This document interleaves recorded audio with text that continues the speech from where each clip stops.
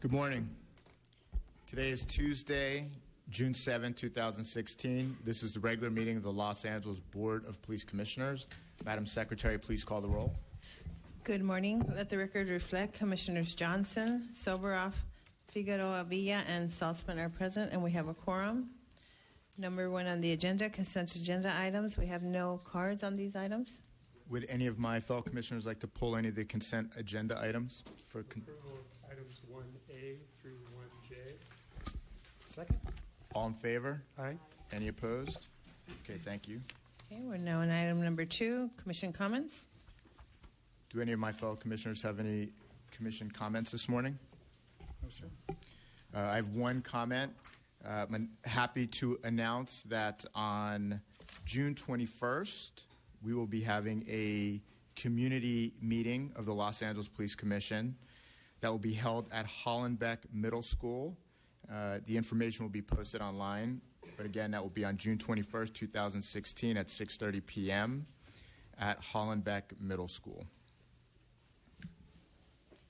Do we have any comments on Commissioner comments this morning? Yes, sir. We have 4 cards. We have the Red Chief Hunt, Prentice Jenkins, JoJo Smith, and General Jeff.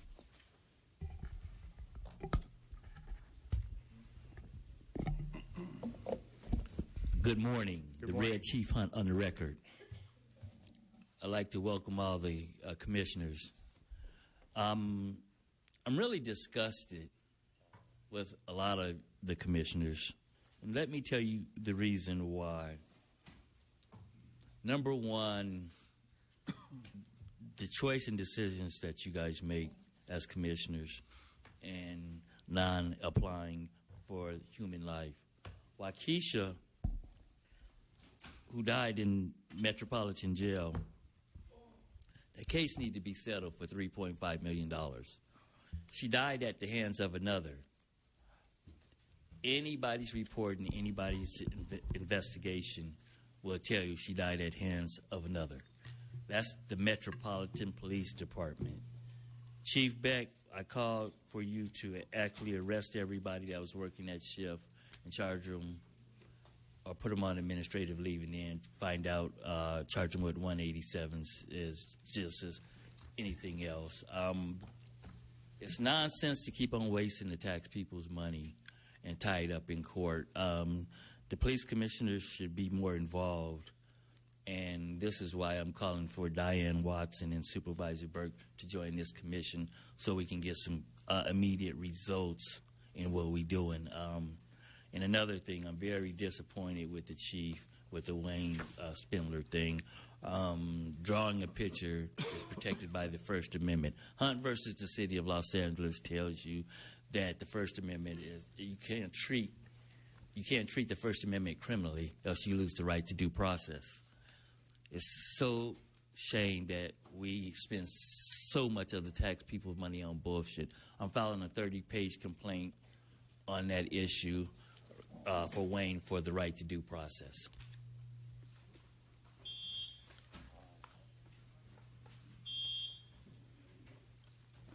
Prentice Jenkins, City Life newsletter publisher, activist since 1991. Good morning, board. Good morning, chief. I'd like to talk about this community meeting. Now, is this, at this community meeting, will you be able to vote on issues, or is this just a community meeting? Will it be like this meeting, or is it just for the community to sound off? It will be more for the community to have an opportunity to address the commission. We're holding it at 6:30 at night, so it'll be more convenient. And we're having it in. This will be the first of 4 community meetings that will be held in various divisions throughout the city. So it'll be more convenient for people to attend. Okay. I'd like to start out as they do at baseball games and sporting events with the Star Spangled Banner. I'd like to start out with the Brown Act. In enacting this chapter, 54950, the legislature finds and declares that the public commissions, boards, and councils, and the other public agencies in the state exist to aid in the conduct of the people's business. We are the people. You are the agency. It is the intent of the law. Now, this is the law, folks, that their actions be taken openly and that their deliberations be conducted openly. The people of this state do not yield their sovereignty to the agencies which serve them. The people in delegating authority do not give their public servants the right to decide what is good for the people to know and what is not good for them to know.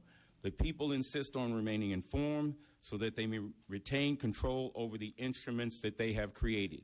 You are the instruments. We are the people, and you are the instruments that we created. These police officers are the instruments that we created. Is that clapping, sir? Thank you. I got a hand. Oh, let's get some applause. Jojo Smith. Jojo Smith, Los Angeles Community Action Network, Stop LAPD Spying.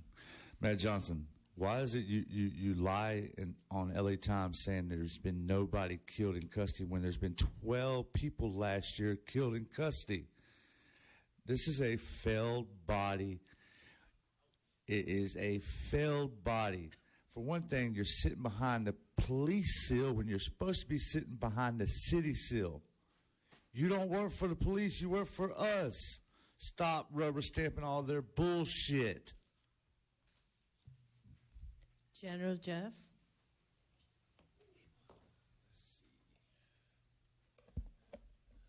Good morning. Good morning. In regards to the recently announced commission community meeting, I understand that there are 4 of them. We would like to know the other locations and meeting times. Thank you. I'm still concerned that this commission meets inside of the headquarters of the Los Angeles Police Department when it clearly does not feel as the public is actually invited in terms of openness. The Deaton Auditorium is literally, a few steps from here, but it's more open. And also a concern, just like with this community meeting in Hallenbeck Middle School, where the LAPD set up metal detectors and the intimidative tactics to protect themselves when it's the community meeting. And so how much taxpayers' funding will be wasted if that is the case. And so when we talk about logistical concerns, we have concerns having to come in here every week. We think that it should be done better and more open, and where this commission actually represents the people more so than the appearance of it actually representing the police. Thank you. Thank you. Thank you. There are no other comment cards in this item. We're now on item number 3, the report of the Chief of Police, Chief Beck. Morning, Commissioners. Good morning. A couple of things to talk about before I get to the crime stats. First, last week, as you all know, Los Angeles Police Department responded to a suicide and a homicide on UCLA campus. Could have easily turned into an active shooter situation. I was extremely pleased with the response of the police department. We coordinated well with UCLA Police and the FBI and the other agencies that responded. We coordinated well with the law enforcement agencies in Minnesota to do the follow-up on the homicide that preceded this of the suspect's ex-wife. Overall, a good response that exercised our ability to put a lot of resources in a difficult location due to traffic and other issues in a very brief amount of time. So it was well done by all involved. Saturday, I participated in the Memorial Run, which is a LAPD event that honors the fallen 207 Los Angeles police officers killed in the line of duty who are memorialized in the front of this building. We had about 500 participants. It was a good event and one that will continue. Hopefully, we'll have it at the reconditioned Police Academy in Elysian Park next year. Third, I wanted to comment on the sentencing of the Grim Sleeper. Although we were only midway between Lonnie Franklin's sentence to the death penalty and his the legal proceedings, a good result. I'm proud of RHD, Robbery Homicide Division, particularly Detectives Darren Dupree and retired Detective Dennis Kilcoyne, who really were the people that would not let this case go.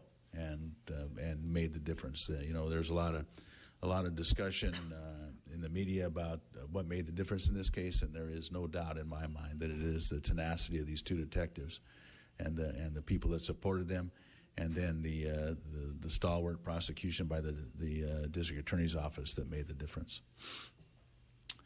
I'm going to comment on total crime statistics in a minute, but I'll comment on the weekend first. This weekend we had no homicides in the city of Los Angeles, and of particular note, we had no victims shot in either South Bureau or Central Bureau. This is the first time in my memory that this has occurred. I think it is a testament to the strategies that the entire Los Angeles Police Department is devoted to stopping gun violence, particularly gang gun violence in the city of Los Angeles. And so that was a very, very good result. As part of the consequence of this past weekend and the weekends that preceded it, we are now at the same rate of homicides that we were last year, and we are at a 9.2% reduction in homicides in the city of Los Angeles from 2014. So we're at 0% as compared to 15, and we are at 9.2% reduction as compared to 14. I'm sure this will be as widely reported and as enthusiastically discussed as was the 23% increase that we saw at the end of the first quarter of this year. Really a remarkable turnaround that in a short amount of time due to correct application of resources. So proud of the department's response to that. Unlike other parts of the country have not been enjoying the same success, so it's not a national trend. Well, at first I would like to say that I think we are doing very well as compared to our earlier start for the year. It's still too early to obviously declare victory here, but this is a really positive result to some of the department's strategies to address this. The expansion of Metropolitan Division, the creation of Community Relationship Division, the application of the Community Safety Partnership that we've enjoyed in South Bureau and Central Bureau. All of these things have been factors in this. So this is a good result, and we look forward to continued success. Having said that, we still are struggling with robberies and lesser level aggravated assaults in the city of Los Angeles. Although victims shot are actually down as compared to last year, victims of more minor assaults have increased. So we're looking at that. We'll talk more about that in our mid-year press conference as to what the relationships are that have caused this. But still, overall, a much improved track than we were on at the beginning of the year. Property crime, burglary is down 8.6%. Motor vehicle thefts, as has been widely reported, are up not only in the city of Los Angeles but in the state of California. They're up in the city of Los Angeles about 17%. Thefts from vehicle, burglary theft from vehicle are up about 8.5%, and general thefts, personal thefts, are down about 4%. Total property crime is about a 2.6 increase over last year, and gives us a Part 1 crime picture of about a 5.3% increase over 15.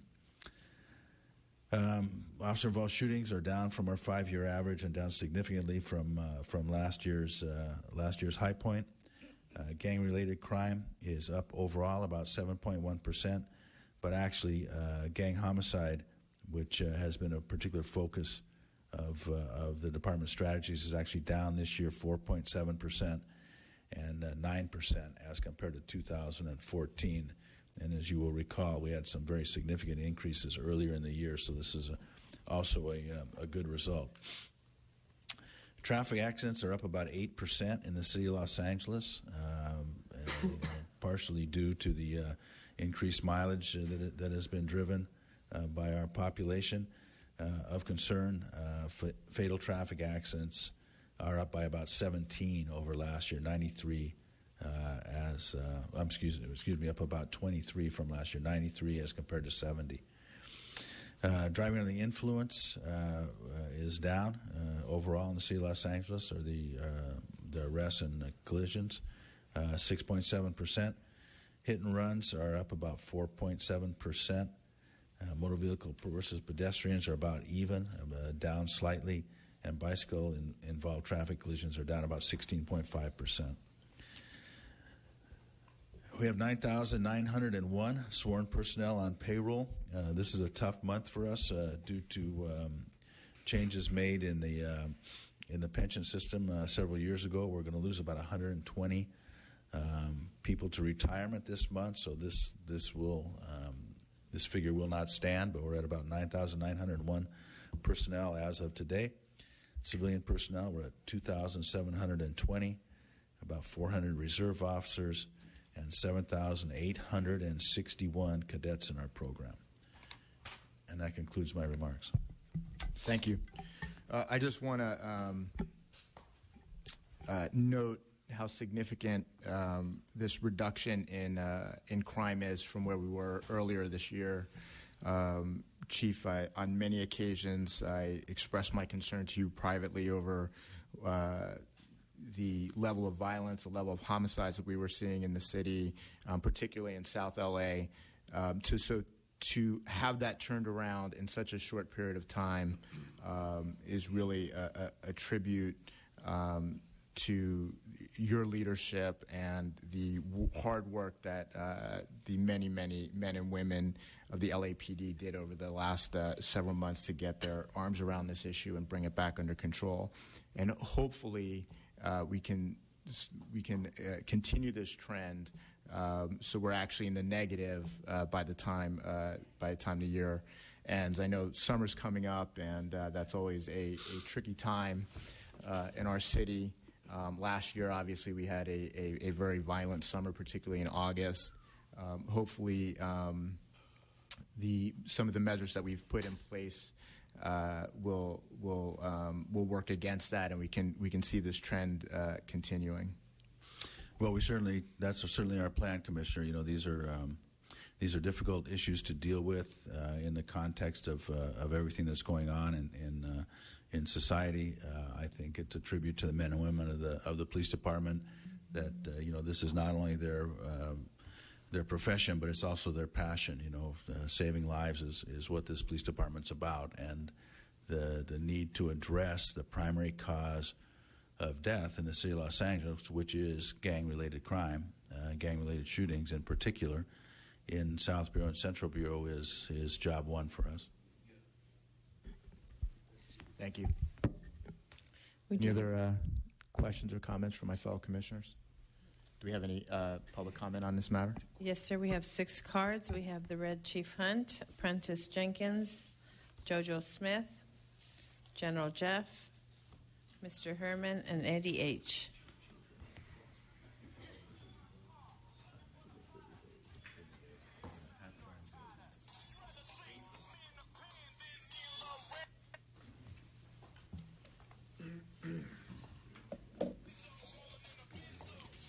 I want to talk a little bit about Danny Bakewell leads coalition demand justice for Herb Wesson. Let me show you something. I started this. This mass, you guys created this. The white folks created this in the First Amendment. They the one that said that this was protected. The white folks. Now you want to arrest them. Well, you arrested me several times for wearing my KKK mask. And it cost you guys $215,000. And you guys continue to make the same goddamn mistake. Statistically wise, you guys is full of shit. The commission really needs to oversee this so we can stop the bullshit. Statistically wise, this right here is just free publicity for Herb Wesson because he can't get none. Eric Garcetti's full of bullshit. He's not going to be the mayor next term, and there's going to be a lot of change. Chief Beck, let me give you a good analogy of this. Number 1, a mask is not criminal. Number 2, a drawing is not criminal. Them detectives fucked up, just like they do. You guys fuck up quite frequently. This is why it's cost the city a lot of money. Now, number 3, you need to get this bullshit together. It's not that you're not a bad chief. It's that you're just not a proactive chief no more. Soap is not dope. Washing your ass, keeping people clean on Venice Beach is not a crime. You need to reframe that. Get her out of my goddamn precinct, clean up this bullshit, and stop fucking with people for nothing. You change your statistics all the way.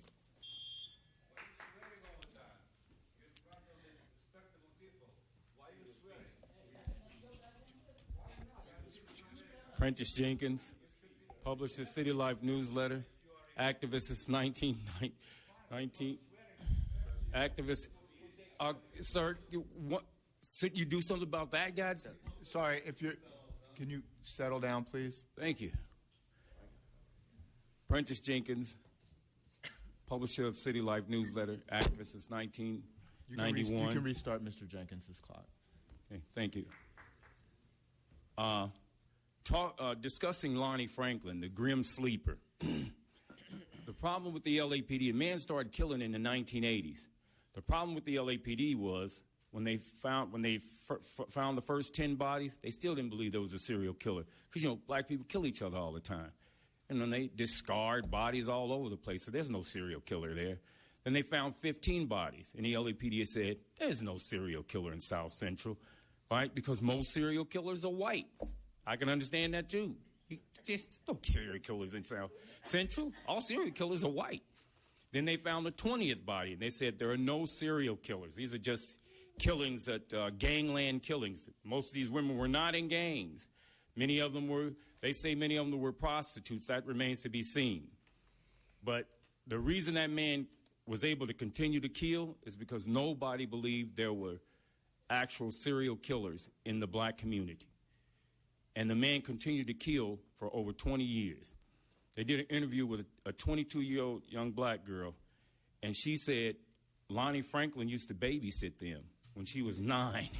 Yeah, their mother dropped them off because she didn't have a babysitter. He babysat them. He babysit in the daytime, go kill people at night. That's who you have in your neighborhood. Yeah, serial killers are in the black neighborhood too, folks. So if it happens again, just remember, there are serial killers everywhere. And don't dismiss all these people being killed as they're just gangland killings, because that's what they do in the black community, gangland killings. Reality is you could have caught this man a long time ago. He was sitting in South Central. He's not like he was a white serial killer and he could go all over the country killing. If he was a black serial killer going across the country killing, they'd have caught him a long time ago. White folks can blend into nice little white suburban towns. So the next time this happens, remember, they exist in the black community. Jojo Smith. Jojo Smith with the Los Angeles Community Action Network, Stop LAPD Spying Coalition. Chief Beck, you talk about gangs. LAPD is the biggest terrorist gang in the country. You know, you got more guns in this room than we got in the streets. You're out there killing us. San Francisco got rid of theirs. You're next. You're a piece of shit. You need to resign. You do nothing for this city but fucking cause terror. General Jeff.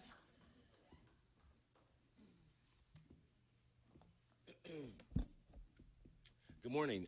There's a concern that the Los Angeles Police Department is not who they say they are, and they police in fear. So if the police, the basis of the police structure is to police in fear, that means the rank and file of the Los Angeles Police Department are existing in fear. We understand that there are 4 million Angelinos in this city, and the LAPD claims that there are 10,000 officers. Well, the chief just reported that over 100 will be retiring this month, and the number will be significantly reduced.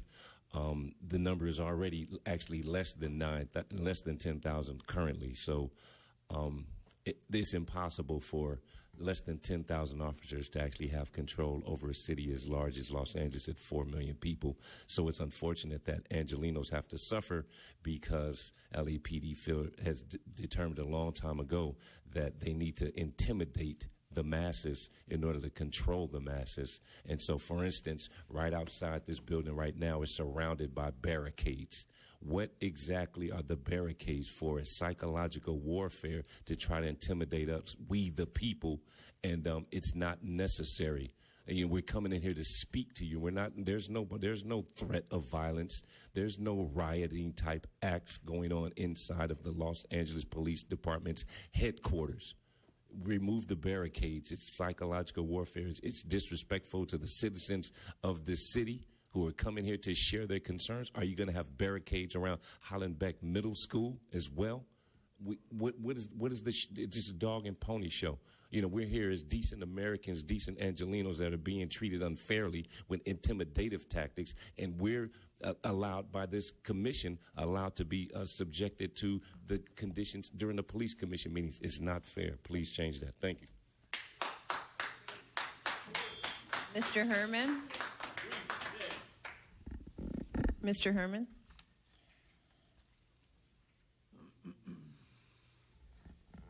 AKA Batman. It is indisputably disrespectful when you use censorship.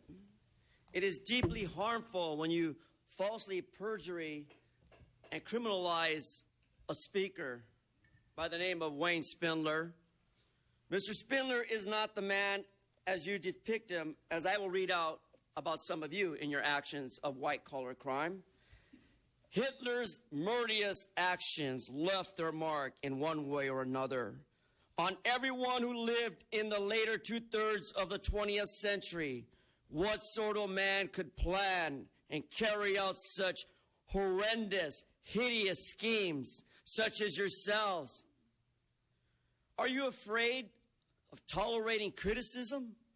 Or does Batman have to come here and expose the psychological abuse? It's simply disgusting. You put a man in jail for simply speaking up, putting in cards like myself, because that's free speech, not censorship. So, Inspector General, review the rules. Go by the Charter Act. Herb Wesson Jr. is not afraid of anyone.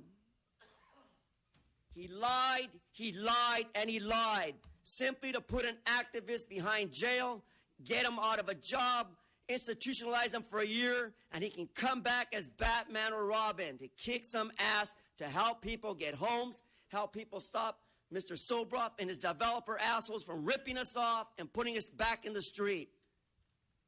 That's the dignity of what I talk about, brother. We're all brothers, brother. But this Jew is no fool. Thank you. Eddie H.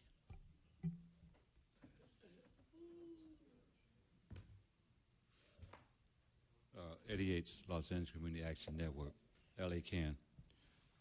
It was said that you shall know the strengths and the weaknesses of your adversary by their level of engagement. Mr. Beck, on the last two meetings, when it came to public comments, when people were able to pour out to you things that are very important to them concerning our community, you left. And you left abruptly, literally at the same time, both of those meetings. That says to us that our concerns are not front and center with you, and that is very disrespectful. To you, Mr. Matt Johnson, you applauded the chief and the things that he's doing. But if I can recall, the LA Times and the Downtown News have literally given this chief a vote of no confidence. They've literally said that he does not have the acumen to be police chief of this police department. And many of us in this audience would agree with that. You at the Budget and Finance Committee about a month ago, Chief, and you basically were asked the question, why is there such an adversarial relationship between you and our community? And what you said was that it had something to do with Michael Brown. There was a Michael Brown effect. But that adversarial relationship was born, bred, ingrained in the mentalities of our community by this police department, by you and your actions and your non-actions. So to say something like that, again, was very egregious and reprehensible.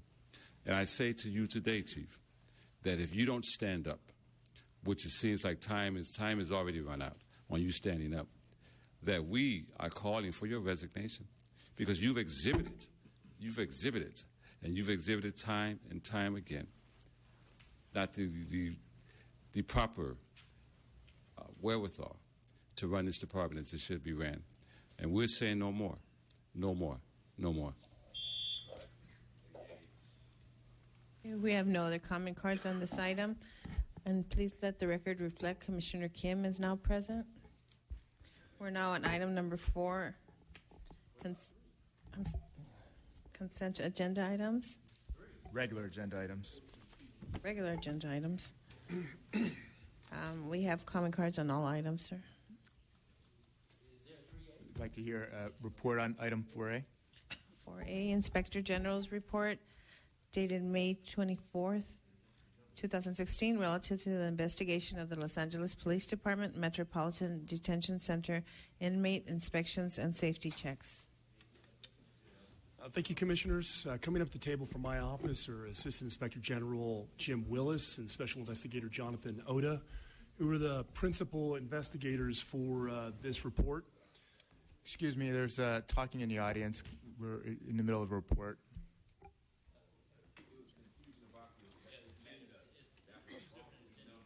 We're on item 4A. We just finished item 3, which was the report of the Chief of Police.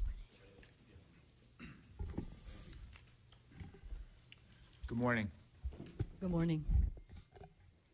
Commissioner, the IG's investigation started with a review of LAPD's various jails, and that investigation immediately transitioned to the Metropolitan Detention Center and welfare checks. Our review started last October with all of the necessary information being obtained from the department. This was a full investigation in the jails and not an audit. We had a series of discussions with the department when we first began our inquiry. We had findings. We discussed them with the department. What's the difference between an investigation and an audit for these purposes? Sure. The audit commissioner would be following a set of audit protocols from various books that would lay out the principles of how an audit's conducted. It would be structured in a way where there would be meetings with the auditee. There would be a series of objectives that would be identified, and there would be a script of how things would be done from beginning to end. An investigation is a much more qualitative assessment. It's what Assistant Inspector Jim Wilson's section actually specializes in, and it would allow us to go beyond what oftentimes is a superficial analysis by an audit and allow us to do a much more qualitative assessment and allow us to kind of go where the evidence leads us and be able to focus in on areas that we think are important and meriting further attention. Okay, thank you. Then to be clear with this investigation, I wanted to make a point that although we found significant issues with the welfare checks, we did not find any evidence of any unreported uses of force or any other misconduct that would suggest mistreatment of any individuals within LAPD's custody. So you're actually cutting in and out, and I think the point you just made is very important, particularly in light of the issues that the Sheriff's Department has had with their jails. So I think it bears repeating. I will. Thank you, Commissioner. Although we found issues with the welfare checks, it was a much more systemic issue about how these checks were being conducted. During our investigation, we did not find any unreported uses of force or anything else that suggested that individuals within the custody of LAPD were being mistreated in any way. During our meetings with the department acknowledged some of these concerns and then started to work closely with us to immediately address these concerns. We've had a lot of meetings and a lot of discussions with them on the steps to take to fix this. And it's been very cooperative and also very, very fruitful because the remedies that have been put in place, we believe, will immediately address and change the issues where we won't have these concerns anymore. As for the substance of the investigation, I'll hand it over to my Assistant Inspector General as well as my Special Investigator to go through the details of the report and some of the numbers. Great, thank you. Good morning, Honorable Commission. Good morning, Chief Beck. Good morning. Good morning. Before I hand over the OIG's report of the inmate inspection and safety checks to Jonathan Oda to my left, who is the lead investigator, it is important to credit the department for availing personnel during this investigation. The OIG met with the department 10 times prior to the completion of this report. Of these occasions, and it's worth noting, staff and command officers met with this office. And on these 3 occasions, Commander Sherman, Captains Odo and Newton, and Commander Vito Palazzolo at the end, we actually conducted inmate inspections of cell blocks, both occupied and unoccupied. That means that this office and the department entered the bowels of MDC and we ran the walls of every cell block and every cell. Despite the reported findings, which have been made known to the department continued to meet and implement real-time adjustments and corrections, including the March 21st, 2016 CSD, or Custody Services Division notice entitled "The Importance of Title 15 Checks, Reminding Personnel of the Profound Importance and Significance of Conducting Title 15 Safety Checks in a Timely and Thorough Manner to ensure the physical well-being of each inmate in custody." I look forward to a positive dialogue today, and with that, I hand it over to Jonathan Oda. Good morning, everyone. Jonathan Oda with the Office of the Inspector General. My partner in this investigation was Stacy Bias, also with the Office of the Inspector General. We began in October 2015 with the intent of doing just a general review of Custody Services Division to become more familiar with their policies, procedures, and their practices. After a preliminary meeting with the staff at Custody Services Division, we were allowed to have tours of all of the currently operable LAPD jail facilities. During the tour of the Metropolitan Detention Center, or MDC, we became aware that the cell checks being performed at that facility specifically were being recorded solely on paper logs, which caused us to want to take a quick look, preliminary look at some of the video and corresponding logs to ensure that the checks that were being recorded were actually occurring. Based on that preliminary review of the video, we decided to set aside our review of other areas of interest in Custody Services Division and to focus solely on inmate inspections and safety checks occurring specifically at Metropolitan Detention Center. In the end, we reviewed a total of 66 two-hour videos and their corresponding paper logs. These videos depicted cell checks that occurred during a span of time dating from the earliest of December 2nd, 2015 to January 9th, 2016. Our analysis of the cell block checks included first a categorization of each check as compliant or non-compliant. In addition, we noted and detailed some other activity that we observed while viewing the video.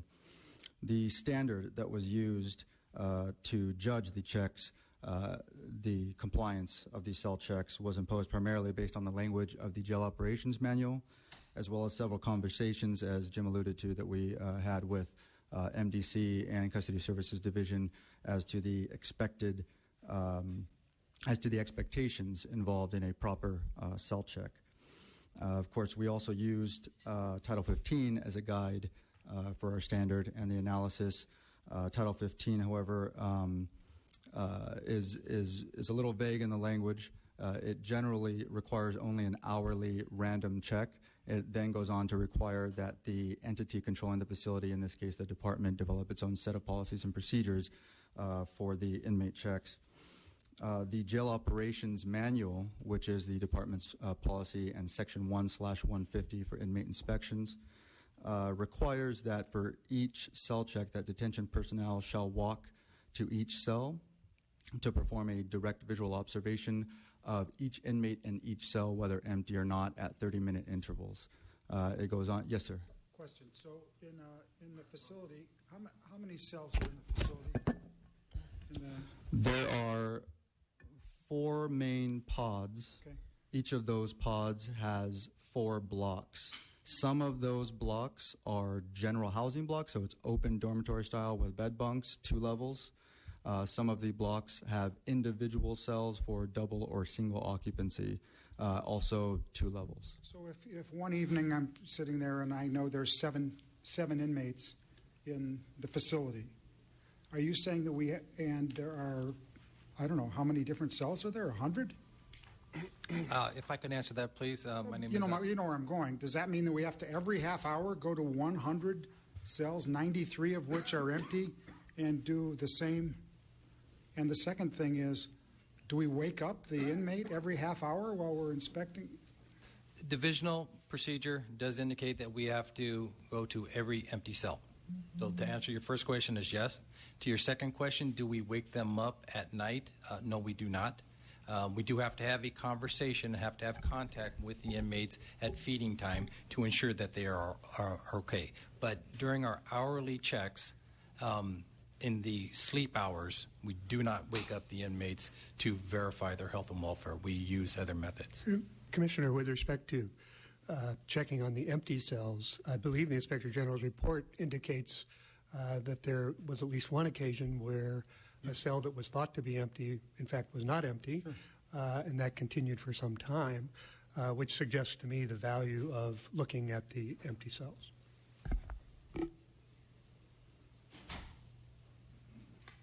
Should I continue? Thank you. As I was saying, the jail operations manual does require the detention personnel to walk to each cell and perform a direct visual observation of each inmate in each cell, whether empty or not. It also requires during these checks that the personnel look and listen for signs of distress or trauma. Finally, it requires that the checks be done in person and without the aid of audio or video equipment. Direct visual observation is defined as the direct personal view of each inmate in the context of his or her surroundings without the aid of audio-video equipment. And so a significant part of our analysis and the standard that was used, first and foremost, is that in order to go down the road of doing a proper cell check, the first step would be a requirement of entering the cell block. And it should be noted that neither the JOM nor Title 15 explicitly state that the detention personnel must enter the cell block. That standard was used and that requirement was imposed here in this analysis for 3 main reasons. First, in our reading of the Jail Operations Manual, Section 1/150, we do not believe that that section can be satisfied without entering the cell blocks. 2, on the paper logs, there is the number of inmates that should be in each cell indicated on the log. However, in our review, we did notice that at times that number was inaccurate. And so the only way that you can properly account for each inmate in every cell is to enter the cell block and do a direct visual observation. Third, as I've already stated, in our visits to the Metropolitan Detention Center and our conversations with Custody Services Division, it was noted that Custody Services Division and the department do expect for a proper cell check that the detention personnel enter the cell blocks and then perform the rest of a proper cell check. And so as it states in the report, out of 198 cell checks that were analyzed and that produced the statistics that you see, we found that 163 or 82.3% were out of compliance. In early March 2016, once we confirmed this data, we gave verbal notice to the command staff at Custody Services Division to let them know that our investigation was concluding and that our report was pending, but that in the meantime, for the safety of inmates and for the staff, special attention should be paid to these cell checks being conducted specifically at MDC. And it is our understanding that the department did immediately take efforts to ensure that the cell checks were being conducted properly. Once our report was completed, we had several conversations with the department about the findings and our methodology. Our conclusion and recommendation section was also provided in writing to the department, and they provided responses to those recommendations that you can see in the report there. With that, Commissioners, our office is happy to answer any questions or concerns you may have about the investigation or the report. I think I'd be interested in hearing from the department before we get into the exchange. Yes, Mr. Salzman. Good morning, Commissioners. Mr. T. Fank, Chief Beck, Mr. Bustamante. As the acting director of the Office of Special Operations, which oversees Custody Services Division, I've had meetings and detailed discussions with the division's current and future management teams, specifically addressing the issues identified in the Inspector General's investigation. We appreciate the opportunity to provide a context for the examination, focusing on the Metropolitan Detention Center's inmate inspections and safety checks, known as Title 15 checks, defined as random cell block checks at least once an hour through visual direct observation without the aid of audio or visual equipment. We acknowledge that issues of concern existed and have already moved forward, taking substantive steps needed toward rectifying them, looking at both internal policy and procedure. These steps began in mid-March when we were made aware of the findings that were coming up from the Inspector General's report. As Mr. Bustamante said earlier, it is important to note that the Inspector General's report did not discover any issues related to the use of force or mistreatment of arrestees in LAPD custody. As you will hear here in our response, ensuring that all personnel at all levels commit to improving compliance and focusing on a goal of 100% compliance with Title 15 mandates will be clear and all-encompassing. This includes, but is not limited to, 4 main areas of focus. 1, training for current and new detention facility employees at all levels. 2, random auditing of Title 15 checks in not only the Metropolitan Detention Center downtown, but also the 2 other regional jails and the 2 area jails, being Pacific and Hollywood area. Working closely with ITD to expeditiously move ahead with technological improvements which can support accountability and the documentation of our monitoring of those in custody. The MDC became the focus of the Inspector General's investigation in part because paper logs were used to document cell block checks. 4, review of the jail's current operations manual, which requires the 30-minute interval checks, and LAPD policy, which was layered on top of the state requirement in and around the year 2005, according to the available records we have. The department continues to be in contact with the state regulatory agency, which is the Board of State and Community Corrections, for their guidance in these matters. The department clearly understands the importance and priority of ensuring the welfare of the over 100,000 individuals who are within our care and custody annually, 28,000 of those coming through the doors of the Metropolitan Detention Center. Chief Beck and the management team assigned to oversight of all the jails have met with those having direct supervision of these facilities and have discussed our joint commitment as we move forward. Many of those representatives are here behind me today, and we thank them for their presence and support. With me today are Commander John Sherman, who was the assistant to the director of the Office of Special Operations, and to my left, Captain Tony Odo, the current commanding officer of Custody Services Division. They will address specific areas within the investigation and the specific plans we have moving forward. John? Commissioners, Mr. Chief, Mr. Bustamante, good morning. My first 2 points were covered by Mr. Bustamante already relative to our full cooperation with the Inspector General, as well as their initial findings of the overall jail system and not finding significant issues relative to any force issues or misconduct or unreported incidents and things of that nature. However, the weaknesses identified at MDC and the results of that audit are unacceptable. And those safety checks are a very significant part of our operations at MDC. After being made aware of this investigation, We met with the Inspector General as stated and immediately implemented changes relative to the procedures and the application of those procedures and the performance of our safety checks. And it's been noted, but at no time do we believe any inmate was at risk or negatively impacted during this inspection period. We believe the inspection identified procedural, application, and system weaknesses that clearly needed to be improved. Further, as recently as 2014, the department has passed the state's audit on Title 15, and then the 2016 audit is underway presently. The Inspector General's inspection and the results of that inspection have received the highest significance within the Office of Special Operations, as noted by Chief Jermala's remarks, and the attention of the Chief of Police.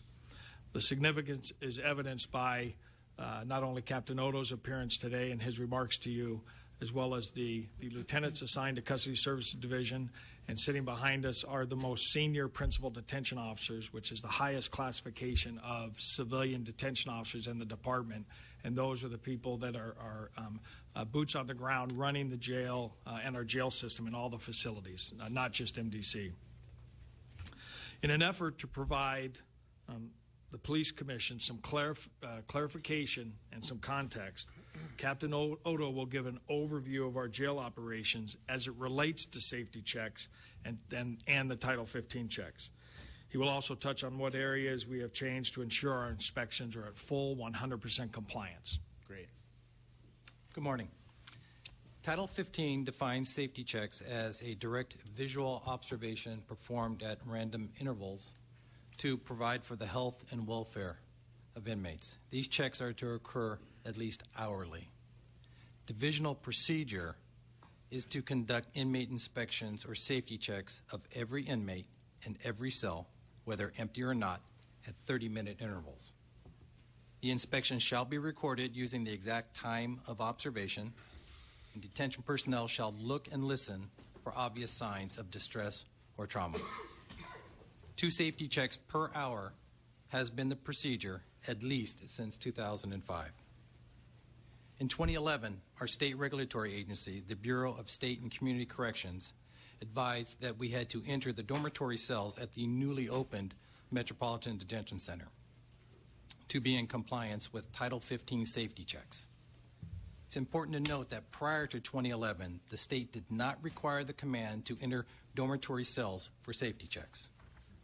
The MDC dormitories are very large open rooms that house 32 to 36 inmates on 2 levels. One version of the dormitory is approximately 1,700 square feet and the other is over 1,800 square feet. The inmates housed in dormitories are general population, displaying no indicators of mental illness, intoxication, or suicidal tendencies. It was at this time that the command decided in 2011, with operational efficiency in mind, to direct detention staff at MDC to enter the dormitory cells at the top of the hour to be in compliance with the state mandate, but not to require entry into the dorms at the bottom of the hour. Additionally, the command removed the requirement to check empty cells when the entire cell block was determined to be empty by a supervisor at the beginning of the watch. This accepted practice had been occurring since 2011, and the jail operations manual had never been updated to reflect the deviations from procedure that the command had authorized. The OIG reviewed 198 safety checks. 162 of those checks were of dormitory cells. 2/3 of those checks, or 108, were checks that occurred at the bottom of the hour, where my staff had been told that they did not have to enter the dormitory cell. So they were, in fact, failures. It was a violation of our written divisional procedure, but an accepted divisional practice. The immediate actions the command took upon being advised of the inspection results were the March 21st notice of the importance of the Title 15 safety checks, in which the command reminded all individuals of the profound importance and significance of conducting Title 15 safety checks in a timely and thorough manner, and each employee was required to sign a receipt of this notice. Additionally, in all cell block configurations where direct, full visual observation cannot be achieved solely by exterior view, detention staff have been directed to make certain that entry is made into the cell block every half hour to ensure compliance with Title 15 and divisional procedure.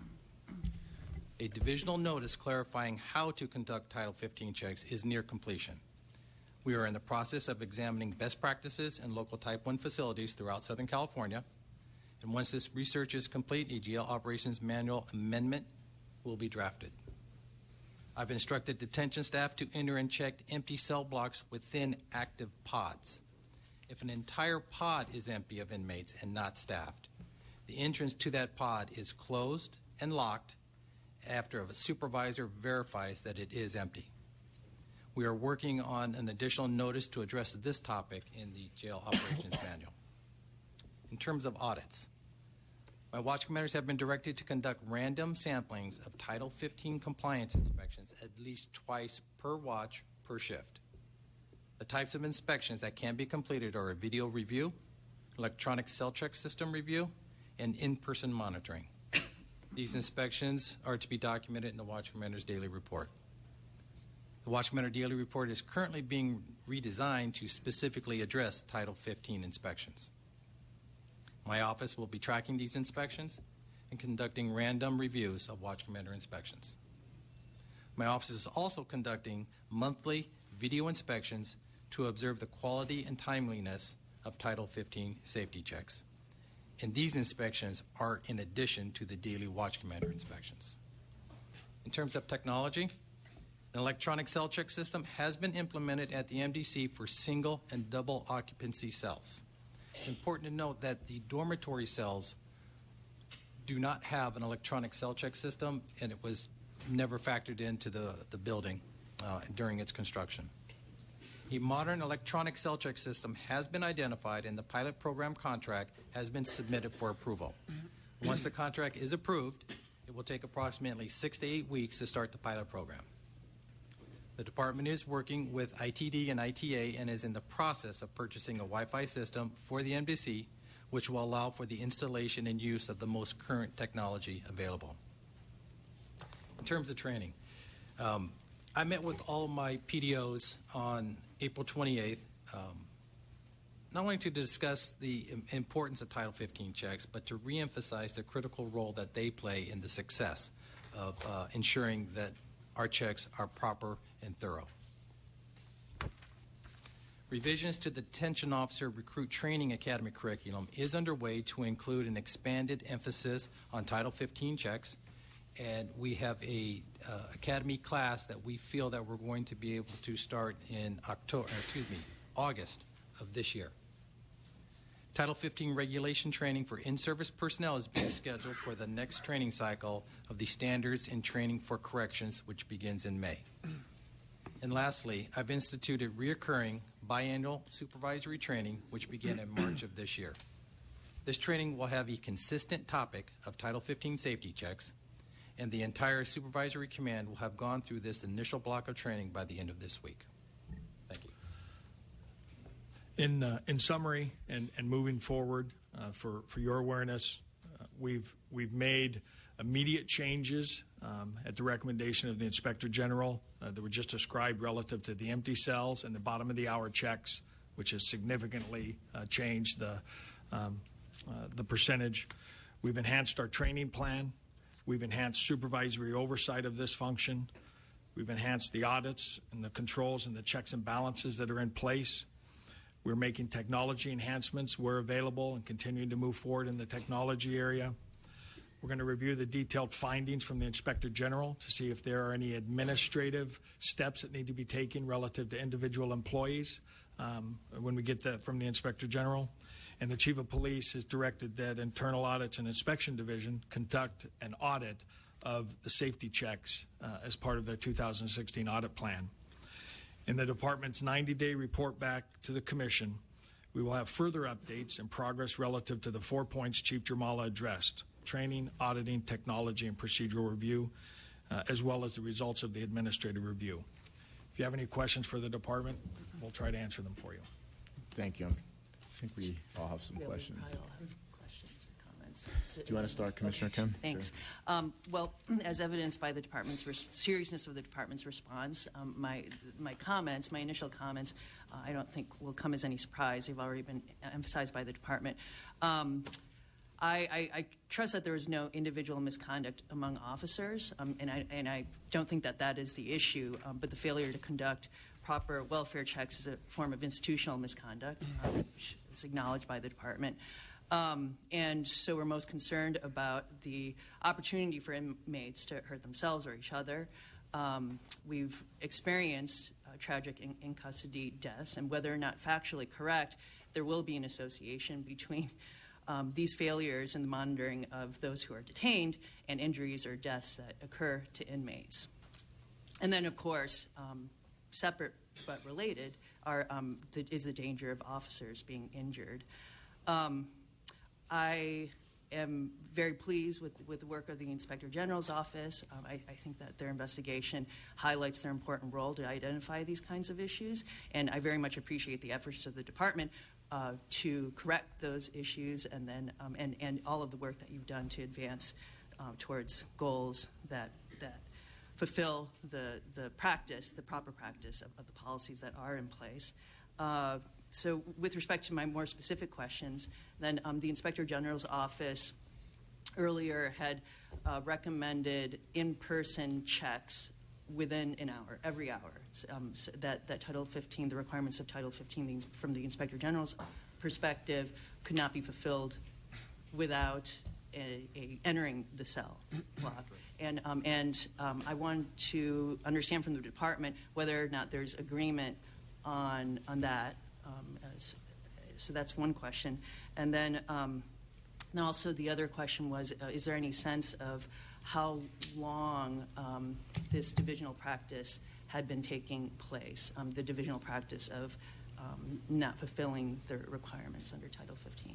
Those are my questions. Well, I should say actually the requirements of the department policy, Yes, which because is stricter than Title 15. So thank you. That's an important clarification, because while this audit is serious business to the police department, and that we're not fulfilling our own mandates, it is extremely important that we meet the state's mandates, because while we can be very troubled and upset about this, the state can shut the institutions down. And so I think it's important to talk about whether or not we truly meet Title 15 and get that out of the way, and then discuss what we need to do with our own procedures, which far exceed, matter of fact, double, in many cases, the requirements of 15.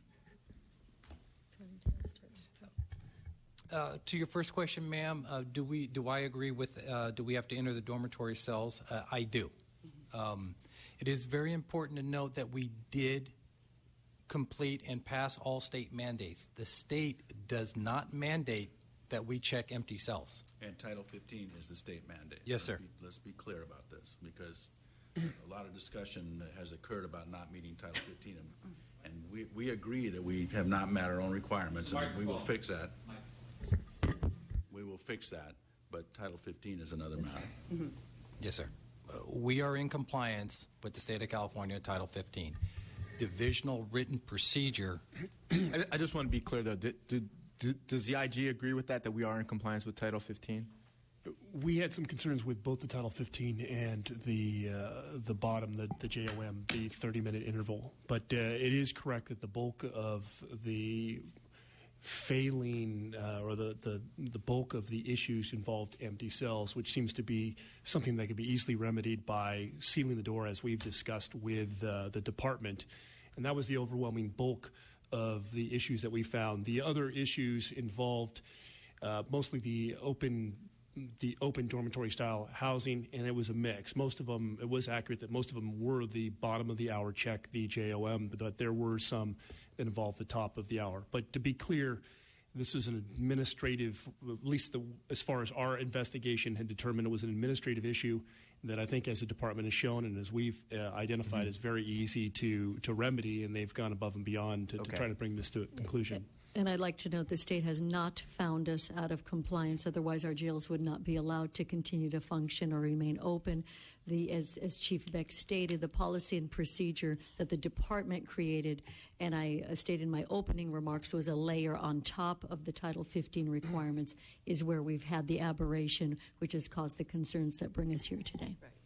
Understood. The department policy, the department procedure is far stricter than Title 15. Yes. The Inspector General's office earlier had suggested the in-person checks, the entering the cell block checks, to be. It sounded like you said to be in compliance with Title 15, and rather than the divisional. There's two checks. One at the top of the hour was what MDC had determined to be their Title 15 check, and they entered during those. But then the bottom of the hour, as was explained, they weren't entering, and that was a divisional practice. And the reason I want to weigh in on this, I want to make sure that folks understand that this is not an issue or a fault of any individual detention officer. Our detention officers are some of the best trained, hardest worked people that in the city of Los Angeles, and they have been understaffed dramatically since the recession. And I want to make that very clear. And we have fixed and will continue to meet the requirements of our jail operations manual. But nobody should take this as an indictment or a criticism of our individual employees who work really hard in a very difficult environment. Yeah, and I think Captain Oda, as actually just to follow on that point, I think I actually wanted to clarify that, because that's what I heard you say, that the detention personnel were actually following the instructions of their supervisors, but it was the supervisors who were not following the letter of our procedures. So this was a management issue, not. Yeah. Yes. And I'll go even further than supervise, because in our the way we work things, management is different than supervision, and the supervisors were doing what management had told them to do in we think 2011. Yes. Okay. The key, ma'am, is direct visual observation. Prior to 2011, the dormitory-style jail cells that we had were smaller than the current dormitory, which is very, very large. So you could have direct visual observation from outside of the cell, not making entry. With the new MDC, you stand outside that cell, it is 2 levels, and there are parts where the beds are located you cannot see. You cannot have that direct visual observation. That is why we were told we had to make entry into the cell. The command then said, well, the top of the hour cell, the top of the hour Title 15 check will be appropriate to the state standards. But they gave them a pass on the bottom of the hour where they could just view from the inside. That was in violation of our divisional procedure, not in violation of state mandate. And has been fixed now. Yes, sir. I think it's also important to note the paper logs for the top of the hour show Title 15. It's actually written on those paper logs to ensure the understanding and compliance with that. Thank you. My question you answered immediately, which was whether the department agreed with the IG's recommendation to have those entering the cell block checks. And then the second question was how long had this practice been taking place? But it sounds like around 2011. Yes, that's what it sounds like. Okay. Chief, when you said the problem's been fixed, I'd like to understand exactly what we're talking about when you say that. Well, I think it was well explained by the command. They instituted training, they instituted procedures. They are doing both checks at the bottom and the top of the hour as Title 15 checks. They're in compliance with their own manual. Great. That's what I said. So we are currently in compliance with the JOM. And have been since March. Yes. Great. Since March 20. And we'll do inspections through audit division that will verify that, and will be reported to the police commission as part of the audit schedule. And the randomness of the checks, I think, is important. I know the IG's report was noting that, and twice a watch is considerable in addition to the monthly checks that will be done by Tony Odo and his command. Thank you. I do have some comments and some questions. I'd like to start by saying how encouraged I am by your report, the presentation today, and the approach. Commander Sherman, Captain Odo, and Chief Kamala, it's really it's so helpful to get this kind of a response, both substantive, that you've made changes, substantive, that you have further changes to make, and the approach that we're not quibbling about what was said or not said or what happened, but there's an acknowledgement that the situation was not appropriate. It's been corrected, and we're going to correct it going forward. And to me, that's the most important part of what's happening. The 4 steps that you outline, Chief Kamala, make complete sense to me and give me great confidence going forward. I had many questions, and you have answered most of them to my satisfaction, and I'm quite pleased by that. I do have a few additional questions, really clarifications, given where you are in the process. One has to do with the paper records. I didn't quite understand, I think it was Captain Odo who talked about a pilot program and the timing of that. I guess I'd just like to understand a little better that it's very surprising to me, and perhaps to others, that the MDC, given that it's our most modern facility, would in fact apparently have been designed to use paper records. Nothing we can do about that now, but if you could help me understand a little better where we are on correcting that and the timing of that. Late last year, sir, the command was reviewing the different options for electronic cell check systems to be employed at the MDC. Through that review process, one vendor was selected.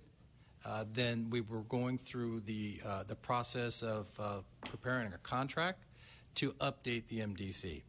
This is just timing with the report coming out. As to why the building was constructed the way it was, I don't expect you to be able to answer there's nothing on the dormitories. There is a system for the single and double occupancy cells, but it's an archaic system. This new system that we are looking at, and like as I said, that once the contract is approved, then we have the funds to begin the pilot program. And my specific question to the company was, from the time the contract is approved, how long will it take to have something that I can actually use, to have my people implement and start using the electronic system of cell checks? And that was the 6 to 8 weeks. Right. So I should actually have a system in a pilot program stage as soon as 2 months. Thank you. I appreciate that. My next question is actually, I want to start with the Inspector General. I appreciate the caveat that you stated up front about misconduct, about use of force, and about injury or harm to an inmate. But I do think that you pointed out in the report that in some instances the paper records were inaccurate when compared to the video records. And I'd like to understand a little better the magnitude of that problem that you discovered. The concern that we had was ensuring that at all times, individuals knew how many people were in a particular cell block. And so when my team was examining the video and cross-referencing it with the logs, there were times where the numbers were off. And some might be a simple mathematical error, and others were where there was a clear discrepancy between the two. But as in any investigation, actually, part of what we were looking at was not just welfare checks. I mean, we went into that because we identified an issue, but as soon as my team had identified that as an issue, we started spinning up to see if there was anything else that was a result of this. So if we saw a deficiency in the paper log, did we see anything that indicated that there was a problem with the way inmates were being treated, people in the charge of the LAPD, paying special attention, that of course would be the vulnerability. Right. And so when we went through and looked at all the information, we did not identify anything that would suggest that there was any treatment that would jeopardize people in the charge of LAPD. But that would have been something we would have attended to. Now, ideally, Ideally, you would want those logs to be accurate, but that was one of the reasons that we came up with and discussed with the department about doing the walkthrough, because if you actually do the physical walkthrough through the facilities, then it doesn't matter whether or not the logs, although the logs should be accurate, it doesn't matter because you're inspecting every aspect of that particular cell block. And so you can at least maintain some confidence that you've looked in that cell block, you've looked for issues that have been presented in there, did not find any, and you can leave, and you do not have to account for specifically the ins and outs of individuals there in the log. Now, ideally, you'd want the log to be accurate, but as a fail-safe, the walking through and walking the perimeter and having eyes on everyone is, I think, at least in our estimation, the simplest way to ensure that you get that 100% compliance and are able to view everyone and ensure that there's nobody in medical distress or doing something that's going to jeopardize the safety of detention personnel. Thank you. I appreciate that. But I do think that the inaccuracy issue is in and of itself a separate issue. As Commissioner Kim pointed out, there are instances when, if there's an in-custody death where this commission, in addition to the department, will go back and look at everything that's happened leading up to that. And if we cannot rely on those records as being accurate, that's problematic. And so that's for me, one nature of my concern. And I guess having heard now what the Inspector General said, I'd like to hear, Chief Grimala, your sense of where we are on that. Is that problem solved? If not, how are we going to solve it? Yes, Mr. Saltzman, I believe that it is solved because when we're talking about the Title 15 check at the top of the hour, and of course now we know the 30-minute check that the department has layered and imposed on top of that, we are doing more than an external visual check. So this will now require the walking from corner to corner of the dormitory cell or the cell block to ensure that every single head is counted. If there is an empty block, we will be checking that as well. So I think that has been alleviated. And the random checks and audits that the department planning to do, going to look at that issue as well, whether the paper records are accurate when compared with the video records? Yes, absolutely, especially in this interim period while we still have those paper logs in effect. I think we have to remain diligent and vigilant, yes. Okay, I appreciate that. Related to that is I'm confused about the 30-day retention of the video. As I understand it, the video the department maintains for only 30 days, which of course limits the ability to look back at anything that might have happened prior to 30 days. And I'd like to understand, if you can help me, and I'm not sure who can answer this, but why the department has a 30-day retention on these. Why is it different from the retention, for example, on the in-car video, which I believe is 2 years? Doesn't the city have some standards about this? And so if you could help me understand that. So I'll address that. So there are a number of things that are beyond the department's control, and this system does not allow. This is not an option that the department exercises. This is a build into this system. There are multiple systems within the city at fixed locations that don't meet the retention record, that don't meet the retention requirements. This is one of them. This will be an extremely expensive fix, and the new systems will meet all the city's requirements. The city has modified several times since the building of MDC the retention requirements, and unfortunately that makes our systems out of compliance. So what are the current requirements? 2 years. They are 2 years. Mm-hmm. General city requirement. Mm-hmm. And so, MDC is not the only city building that doesn't meet that, including this one. Is that, Mr. City Attorney, is that the standard we should be held to with respect to our this video footage? Is 2 years? Well, under state law, it's 1 year. The city has a different retention schedule, and it has not been changed. So depending on the category that it would fall into, it may be longer. But The So a state minimum law of 1 mandate year is 1 under, year. under That's correct. minimum of 1 year under state law For jail operations. for correct. jail operations. Can I bring up a point on this point? Is there a plan for on-body cameras during these inspections? Because our retention period for those is, what, 5 years? It doesn't cost anything. No, there is no plan at this point to put on-body cameras on the detention officers before we put them on the police officers. Now, when we meet our 7,000 requirement, then we may look at that and see if that's an option. But jail cameras are that wouldn't meet our that would not meet the retention requirement for the building video. But we will obviously look at body worn in a much broader way once we get to where we need to be with the patrol force. Got it. So Chief Kamala, given the fact that we have a state law requirement that's minimum of a year, and we currently are only keeping the video for 30 days, how are we addressing that?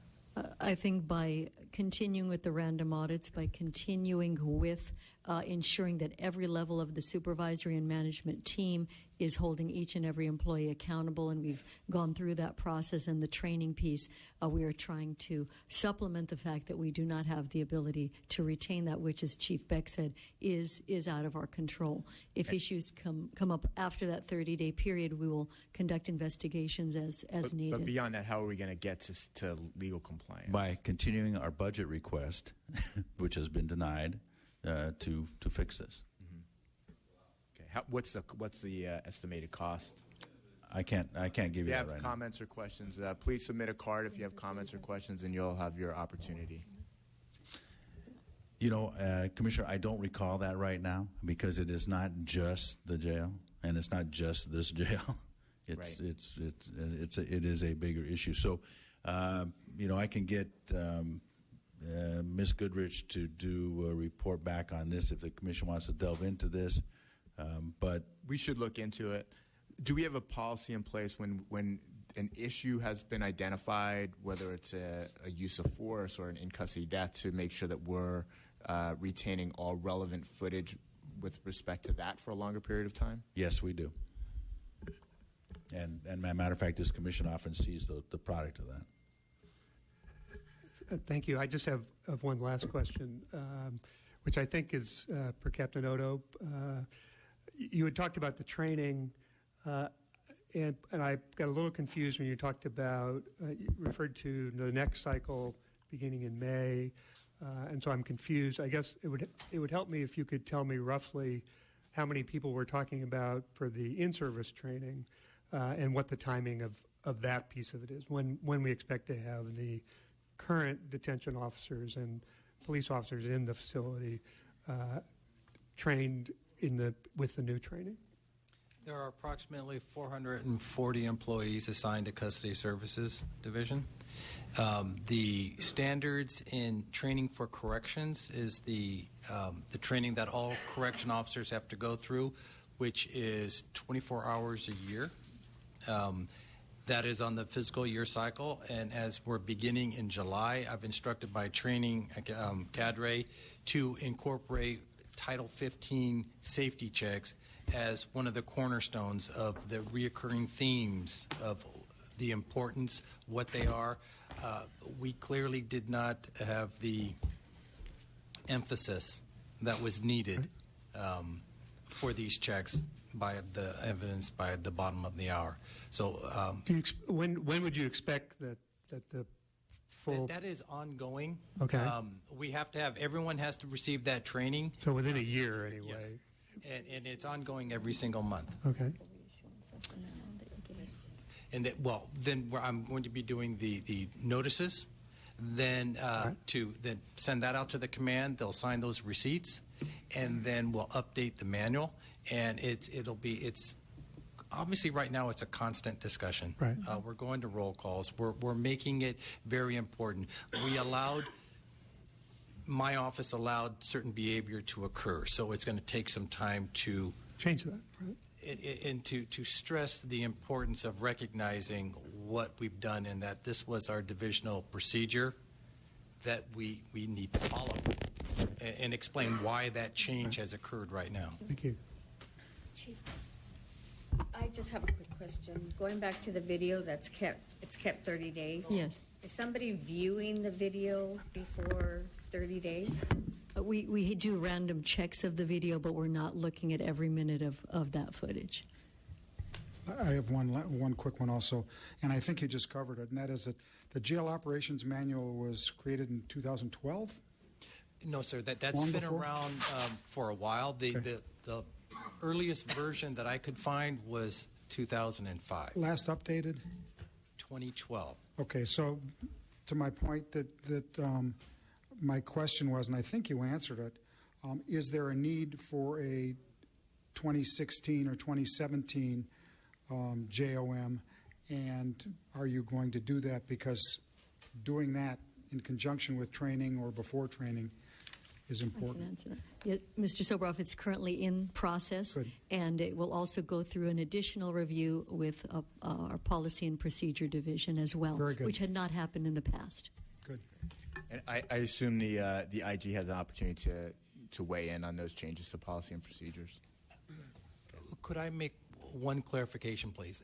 There was a manual presented to me right after I got to the command for 2016, and I had approved that, but I had pulled it once I realized what happened with this inspection. Sure. And I said, no, I've just been informed that was placed online, and I thought that was removed. So if there is a version, a 2016 version, it was my understanding that I had successfully pulled that, and so it could be reviewed in depth. Got it. Thank you. I don't have anything further. I literally had 2.5 pages of questions, and were all either addressed in the presentation or by my fellow commissioners. Obviously, I think everybody understands the importance of these checks and our obligation to ensure the safety and well-being of those in our custody. I'm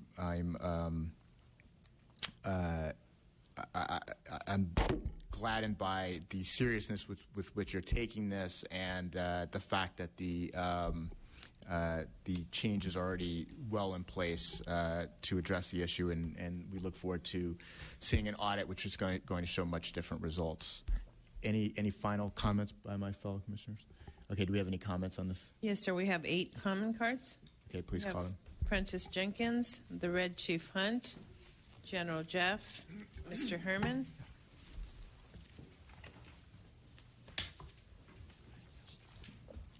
Prentice Jenkins, published a City Life newsletter, activist since 1991.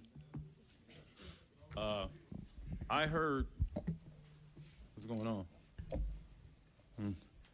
I heard that the officer said the inmates were in the care of the Los Angeles Police Department. Now, I've been in that jail, right? Guess what? When I was in that jail, I did not feel cared for. Right? Thank you. Thank you. I did not feel cared for. I felt like I was in custody. You know, I've been in the care as a baby of my mother's bosom, and I feel cared for. I've been in the care of my teachers as a child, and I felt cared for. But when I was in the county jail for protesting, I did not feel cared for. Now, I wonder why that is. Saying you are caring for the inmates in the county jail is like saying that the slaves are in the care of their white slave masters. Am I right? Nobody's in the care of the Los Angeles Police Department when they're in jail. You're in jail. You're in freaking custody. If I was in your care, all I'd have to do is say, can I leave? And they'll let me leave, right? So stop telling people that the inmates are in your care. The inmates are in your custody, right? And when we're talking about the one thing that I see here, I'm sure these are all able-bodied officers, but I don't see any black ones. Everybody's white. This is biased policing in the police department. There it is right there. All of the investigators are white, and I'm sure that they're brilliant investigators. But where are all the black ones? Latinos. Where are they at? Thank you. See, you have biased policing in the police department. So if you can't handle it in the police department, how are you going to handle it out on the street? See, that's what I'm talking about. We're dealing with this situation right here. They had a medical service that can service my medical conditions. I started calling when they locked me up in my jail cell at 4 o'clock for them to come take me to the hospital. I didn't get no service till 9 o'clock.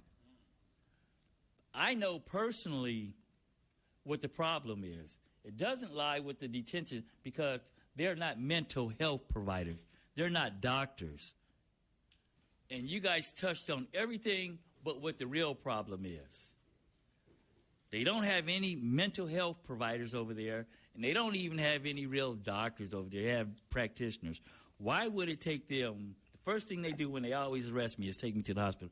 So why would it take them from 4 o'clock to 9 o'clock to get me to County USC with an open infection? See, and this is the problem. It's not these guys here because they're not trained as mental health providers. They're not trained in the medical industry. They're not trained to work with people with mental conditions. And most of the people that go over to Metropolitan have mental conditions. And this is what you guys miss. Inspector General, we need an investigation by the Christopher Commission. The federal consent decree needs to come back. Nobody dies in custody. Pay the lady the $3.5 million. She died at hands of another. All you guys, all this court bullshit is bullshit. General Jeff.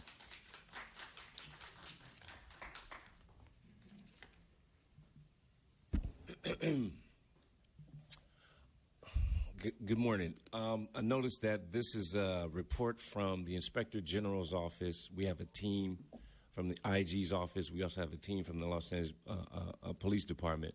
But what's blatantly missing is the PowerPoint presentation that actually shows the insides of the cells, the insides of the very Metro Detention Center, on what this report is about. And it's ironic that it seems clearly that would help everyone to get a clear understanding. It's ironic that seems to have been omitted on purpose. This presentation obviously is framed when we talk about to only speak to a certain portion of the actual cell of what should be investigated. In the motion itself, it says Inspector General's report as he's the lead agency, and it specifically says that this is an investigation, which, when as the commissioners refer to it, in custody death, you know, we all know that Waikisha Wilson was recently died while in custody at MDC, and Waikisha Wilson's mother, Lisa Hines, and other family members are here in attendance, and they still want answers, just as we, the people, want answers as well. And this framed and controlled release of a so-called a report in regards to inmate inspections and safety checks. Well, there's no reference at all to the incident in question, to where we're talking about the phones, the cell phones. We know that the telephone cords have been modified to prevent suicide. And so it's clearly, by that being omitted from this report from both the IG and the Los Angeles Police Department, that is actual an actual admission that there's problems there going on within the department, that there's inside job. Thank you. Mr. Herman. So for his deadly ventures, and why did he not know one? Why did he not know one? Do I sound Southern to you, bro? Do I sound Southern to you, Uncle Charms? Let me explain this, bro. For his deadly ventures, and why did no one try to stop him until it was almost too late? The same way you took down Wayne Spindler, an attorney from Encino, because of your racist actions towards him, simply for wearing a hoodie. And then again, You sacrifice political speech to a scheme. Herb Wesson Jr. is Herman Mr. Wesson Herman, Jr. you're off topic. It has to do with our institutions. The idea, the plan to put Wayne Spindler and institutionalize a strong attorney. This is your last warning. You're off topic. You want me to stick to the topic, sir? You either can stick to the All topic. right, or Uncle you Tom, here I go. Stick to the topic. Uncle Tom has asked me, Inspector General, to support dates of May 24, 2016, relative to the investigation of the Los Angeles Police Department, as you heard in the discussion for 45 minutes, my friends and fellow constituents. But us NWAs know better. The Red Chief has spoken. Choo-choo, choo-choo. And he brought up facts. How do you go to jail? How do you live in jail? No treatment of mental health, which is supported by 2014 LAUSC by the numbers, you see. I wasn't educated, Uncle Tom's. Never was educated. But truly, Uncle Tom, my support reaches out to all of you in your voting. Vote yourself, Uncle Tom. Thank you and have a good day. Batman. The next four speakers, Ted Hayes, Eddie H., Jojo Smith, and Oscar. I'm sorry, I can't pronounce the last name. Dedjar. For so many years now, night watchmen have been walking around with that apparatus where they check in at every site. And our jails are not equipped with that. They can't do any electronic check-in. They do paper check-ins. That seems very odd, very strange. One of the commissioners inquired about that inability to do things contemporarily. But that's not something that's not done by design. The reason that the jails are so backwards, so behind, is because they want to be that way. Now, the jail operation manual probably doesn't indicate, do you find out the next of kin, everyone who you have put behind bars? That seems like a simple thing to do. In fact, many laws require that. But if the manual is going to be revised at all, that question should be asked. Now, that question not on the normal paperwork for checking in, but it also should be an addendum to what information is collected. Now, I was in Metropolitan Detention Center twice, and the records point out I was never there. The medical examination by a doctor, I was never there. Everyone says I was never in the Metropolitan Detention Center. How could that possibly be? Well, anyway, I'm pursuing that a little bit because that is the most blatant lie you can think of, that a person is not in jail on 2 occasions, but he's there. So that simply proves one very valid point. When they want to cook the books, doctor the paperwork, do anything they want to, they will do that. I think I'm a prime example, and a good example, of how it is you cannot trust the LAPD when it comes to keeping records about human beings in their custody. Thank you. Eddie H. Eddie H., Los Angeles Community Action Network, LA CAN. I'm glad you came back, Mr. Saltzman, because we have, for once, a comment in common. After hearing this presentation, I too am confused and discombobulated, for there was no clear articulation of how this process really works. And I don't know if they really know. I think they're just doing it by the numbers. But one thing is certain, that there's reality here. Last year, no one mentioned this, 12 individuals died in police custody. I want to say that again. 12 individuals lost their lives in police custody. And we have the mother of one young lady, Ms. Hines, whose daughter died in police custody in March. Now, I heard that this process was updated beginning in 2011, but I also heard today that it was updated beginning in March of this year. Which is it? We understand that there is things going on inside of the jails, outside of the jails, that are discriminatory, that are violent, and then abusive. And to you, Mr. Bustamante, for you to say that the jails are pristine is a total fabrication of the truth. From your office also it came that when it came to bias reporting, out of almost 500 bias reports, not one came back sustained. So are you to tell me that this police department is perfect when no other segment in society is perfect? That's a lie. That's a lie, and we're not going to stand for it. And to whoever's taking the cards over here, Ms. Hines wanted to speak on behalf of her daughter, and they said that the card was submitted too late. Have you guys have no heart, no shame when it comes to us speaking on behalf of our constituency? You guys close a deaf ear to it, and we're tired of it. We're tired of it. We're tired of it. Jojo Smith. We'll accept the card on behalf of Ms. Hines.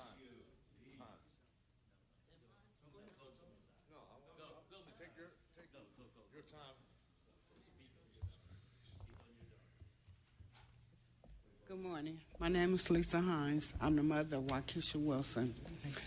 My daughter Waukesha, she was found dead in Metropolitan Jail Center, March 27th. I don't know what happened to her. I tried to talk to someone at Metropolitan Center. Well, I did call them, and they told me they were trying to find my daughter. They was trying to locate her. At the time, they didn't know where she was. So I said, what you mean you're trying to find her? She in your custody. You should know where she is. So they told me to call back. I called back, and they told me they still hadn't found her, to keep calling back. So to make a long story short, I just want to know about the tapes. You say you just started this when? Mid-March? Conveniently, because my daughter died March 27th. So I'm just trying to figure out, do the tape exist where she was being housed at, or what? Do you have any kind of information or anything? Is there an investigation going on? Has the tape been deleted? And Chief Charlie Beck, you said there's no body cameras for the police in doing the house checks. Why not? Why not? That would show what's really going on in there. I wouldn't have to be standing up here if you had body cameras on the police and the correctional officers inside. I wouldn't have to be here every Tuesday. I wouldn't be. And it seemed like every time, I don't know her name, Commissioner Kim. Is that Commissioner Kim down there? Next to you, Matt Johnson. Commissioner Kim, yes. Kim. She asked a question, and before she could finish it, you cut her off. Like you didn't want her to answer, you know, to finish saying what she was saying. But I'm just shocked. Why? You have body cameras on the police patrolling the streets. Why not inside the jails? Why not? And you say you have two checks every hour on the hour. Well, let me see. I talked to my daughter Easter morning at 7:45. We talked about maybe 18 minutes. After she hung up from me, she had an altercation with an officer. She was pronounced dead at 9:27. So where was the officers that one check within that time frame after she had the altercation with the officer, and then she was pronounced dead at 9:27 after she was taken from the jail to the hospital? So it's a shorter time frame now. Ms. Hines, thank you for your comments. Hey, Matt, I got a question. Can you handle that personally, please, for me? Please have a seat. Please have a seat. Can you handle that, please? Next speaker. Jojo Smith, Los Angeles Community Network. Bustamante. I'm sorry. Hold on. Can you pause the clock for a second? Chief Beck, you have reached out to Ms. Hines to sit down and talk to her. Excuse me? Yes, I have, Commissioner, and she was not willing to meet with me without her attorney present. We've rethought that. If she is willing to meet with me with her attorney, we can have a brief conversation. I will say that we have reviewed the video relative to her daughter's death. It appears that the checks were made in compliance with not only Title 15 but with the Jail Operations Manual. There was no altercation with an employee that we are aware of. No altercation is supported by the tapes. I don't want to go further into investigation until this is complete. Obviously, we have not even got the coroner's full report, but I am willing to meet with her and her attorney. But obviously, because we believe that there will be civil litigation that will limit the amount of our discussion. Understood.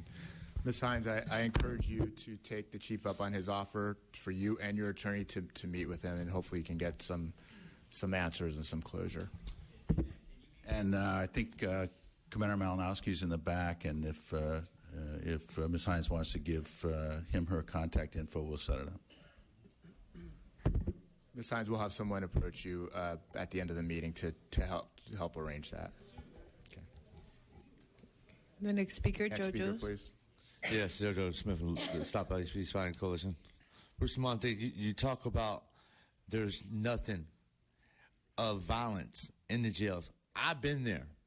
These LAPD's officers know where the camera's at, so they push you away from the cameras so they can beat your ass. I've been beat down several times in LAPD's custody. So you need to stop lying on record that there's nothing going on in these jails, because there's plenty of shit going on in these jails. Plenty. Her daughter was killed. I'm sorry, a phone cord is not going to strangle somebody. I've been there. The phone cord is this long. That's not going to strangle nobody. LAPD needs to get their shit together. Chief Beck, you're a piece of shit. And the last speaker, Oscar.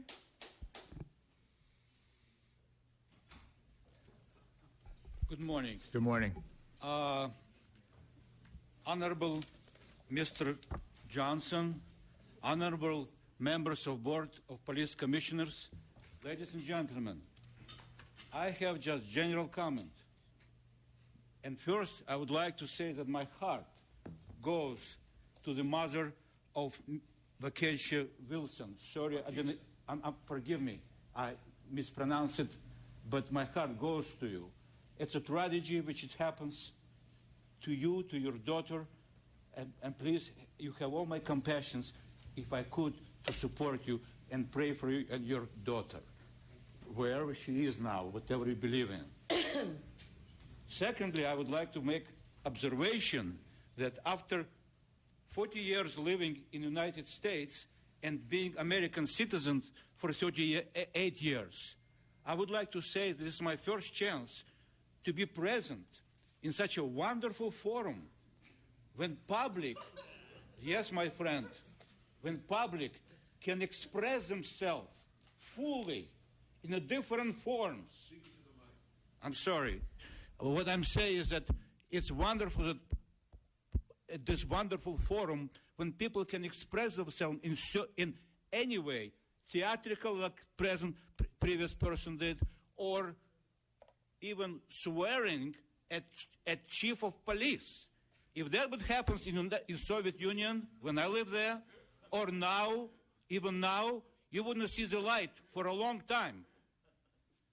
My point is, it's a wonderful that this forum discussing the problems which is obviously exist in such a huge society, which have so many different nations, so many different colors.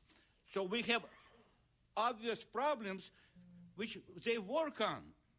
At the same time, I would like to bring to this wonderful audience the idea that usually the problem starts from inside, from us, from inside. Because if you know physical law, Thank you for your comments, sir. the If you force have additional creates comments, anti-force. So my point is, if you have additional my comments, you're heart free goes to, to you. you're Let's free to continue. submit another And card. God bless America, ladies and gentlemen. Thank you. And thank you for protecting and serve police. Okay, we have no other comment cards on this item, sir. Mr. President, I move we approve the report on our agenda, and with the clarification that we get a report back from the department and the Inspector General in 90 days on all of the issues we've talked about today, not simply the one that's highlighted in the report, but everything we've talked about and all the progress that will be made. Just add to that amendment that it. Hey, you're disrupting the meeting. This is your last warning. It's your last warning. Unbelievable. With the additional amendment that it included an audit of all of the jails, not just the downtown jail. Yes, I agree. Do we have a second? Second. All in favor? Aye. Any opposed? Thank you.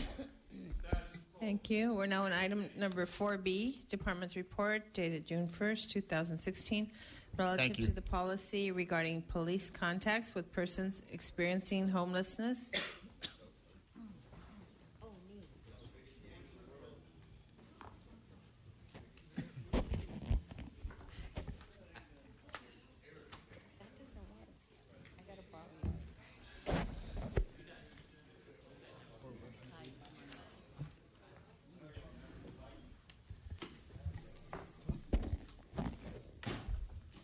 Good morning.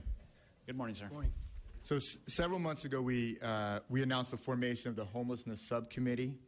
Commissioners Figueroa Villa and Commissioner Kim volunteered to serve on this subcommittee. I want to acknowledge and applaud their hard work on not only the matter that is before us today, but in general on the issues regarding homelessness in our city. They've not only worked with the LAPD on these issues, but also with the many other city, county, and nonprofit agencies that are engaged on these issues. With that, I'd like to turn it over to Commissioners Figueroa Villa and Kim. Thank you, Mr. President. And thank you for giving Commissioner Kim and myself the opportunity to serve the community on this subcommittee. The creation of the subcommittee could not have been more timely. LA has a homelessness crisis that is impacting individuals and neighborhoods across the city. The mayor's new budget puts a record $138 million into housing and services to get people off the streets.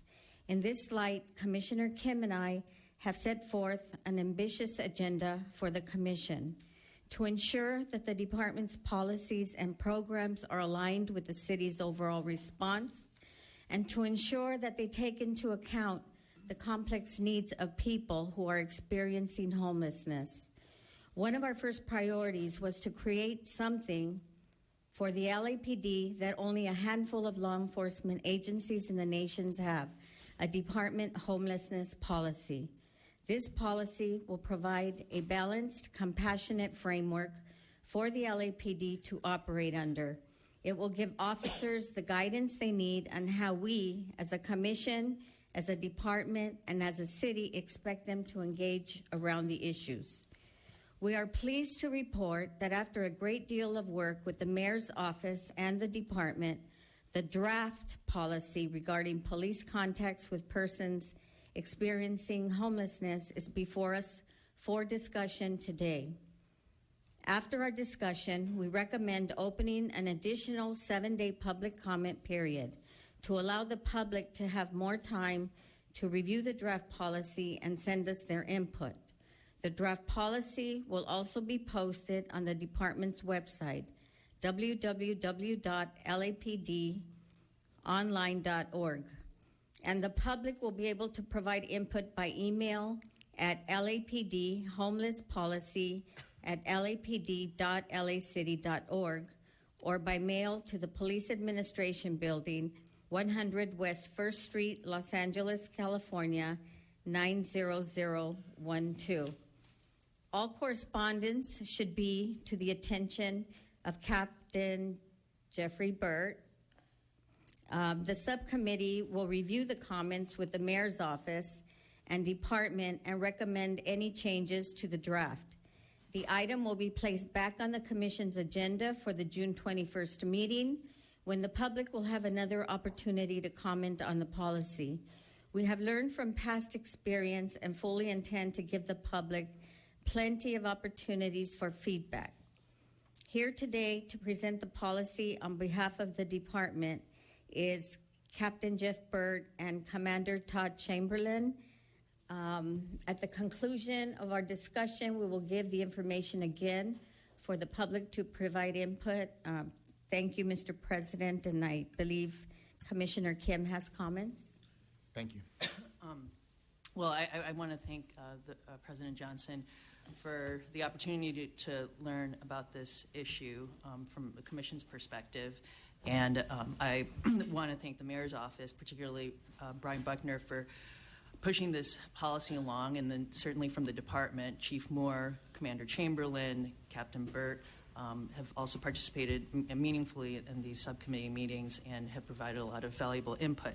I've learned a lot, and what we've come up with is simply a draft policy, and we do think it's important to have a process in which we present a draft policy to our commission and the department and the public at large, where the public can provide feedback and comments while this policy is still in draft form before it's finalized.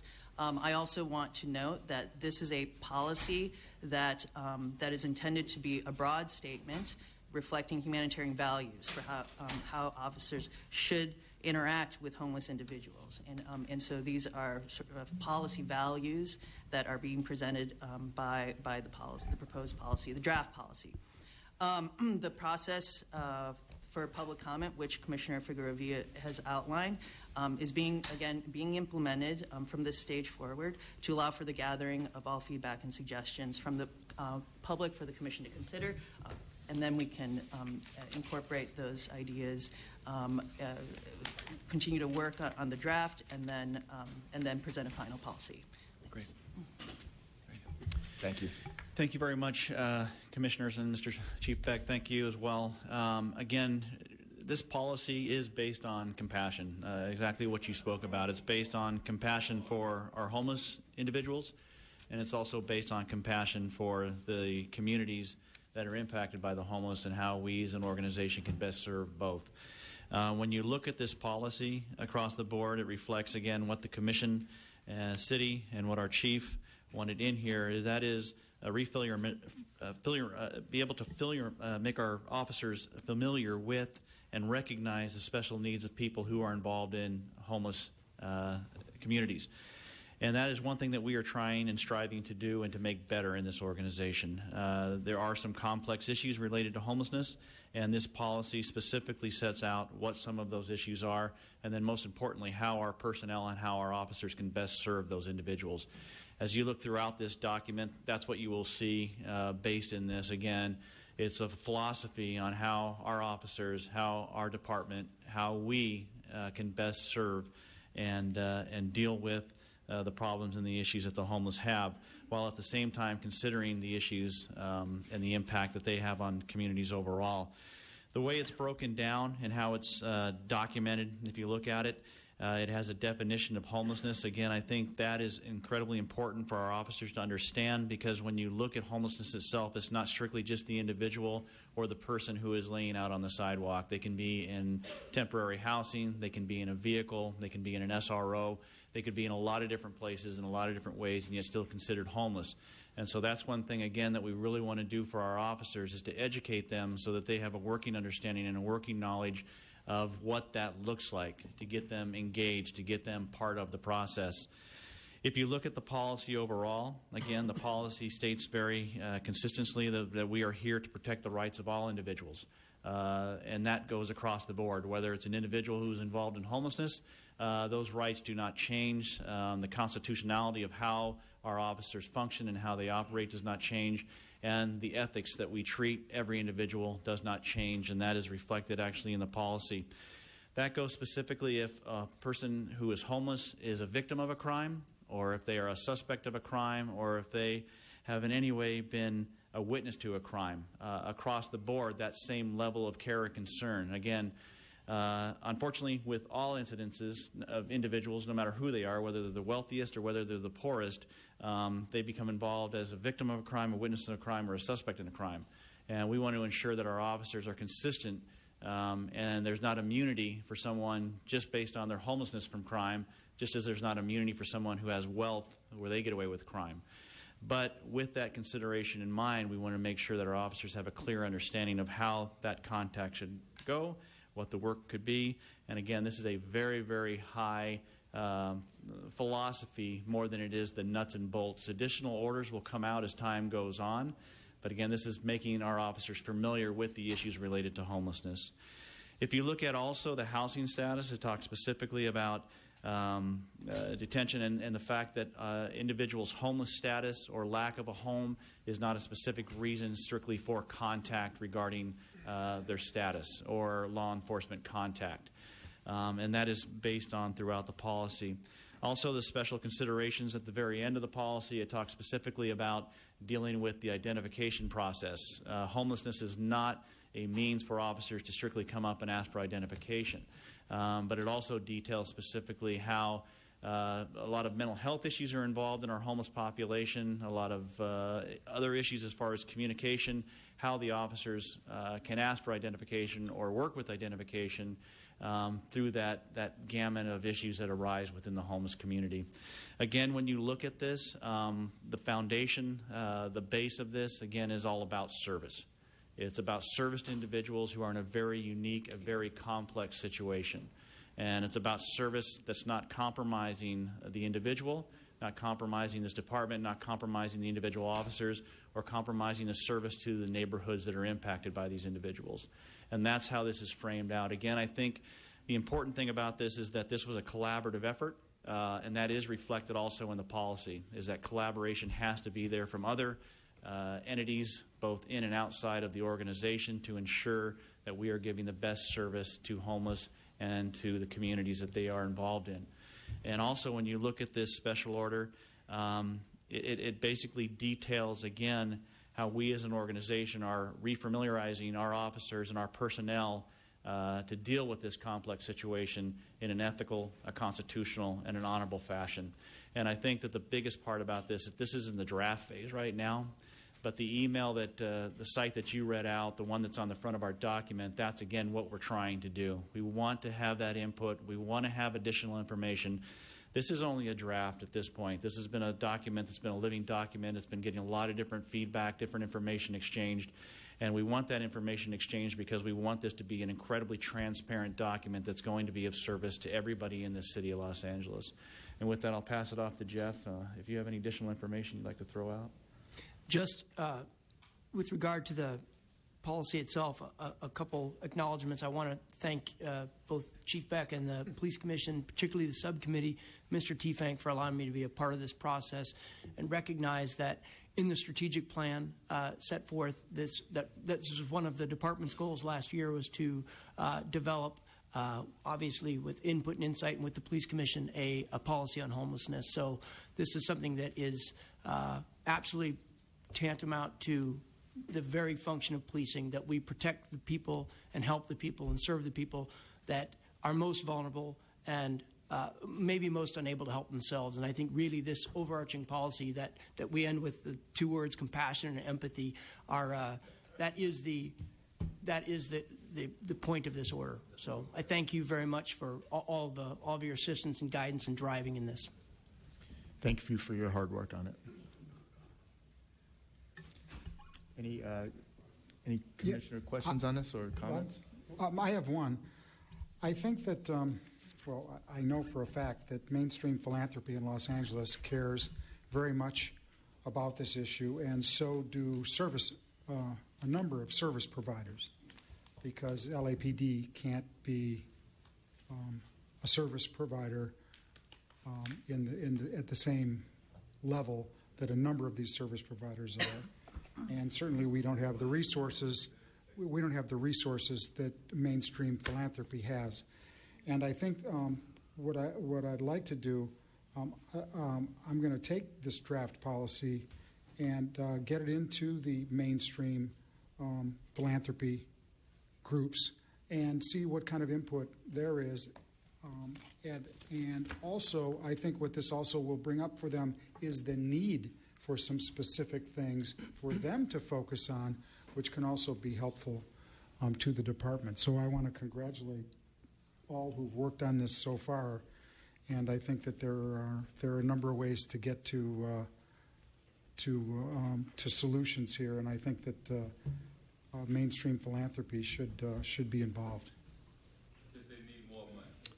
Thank you. And again, I think that's a very important part of this. Is the first thing that you read. It talks about governmental agencies and liaisons with them. But I also think The local the private service- sector, local service providers would be a big are the part ones of that that. do it, yeah. And that's been something that, again, the Chief Beck has stressed and the Police Commission has stressed over and over, is that although the yoke of responsibility often falls on law enforcement, this is an event that has to be looked at and achieved and worked on by multiple different persons, both inside and outside of this organization. Yeah. You know, this is a bunch of crap because you know you guys take all the cities. You're disrupting the meeting. This is you already warned twice. Now you have to leave the meeting. Matt Johnson, but I want to stop this bullshit because you know you guys are joking. Sandra Figueroa, Kathleen Kim, if you want to do something real for the homeless, why don't you give back all the money? Because you talk here about service providers. There is no money for service providers. So stop all this charades. Ma'am, please leave the meeting. Matt Johnson, the same time you found out about that damn report about MDC, that Waukesha Wilson died. How dare you, with that crappy response in LA Times, say that nobody got hurt? She died that month. Shame on you. There it is. Waukesha Wilson. Waukesha Wilson.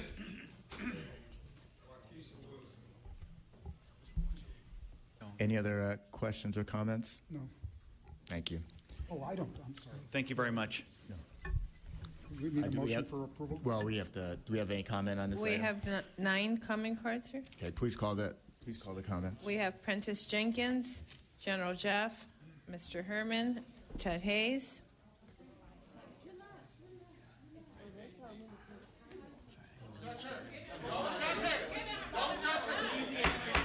Can we have order, please?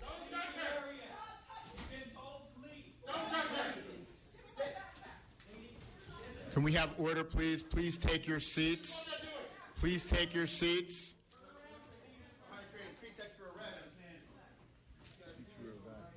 Please take your seats.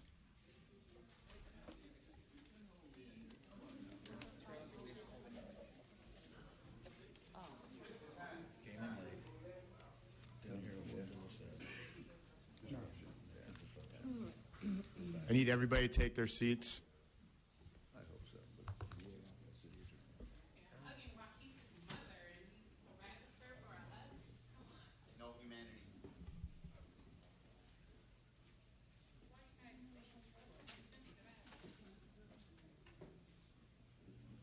Okay, please call the first speaker.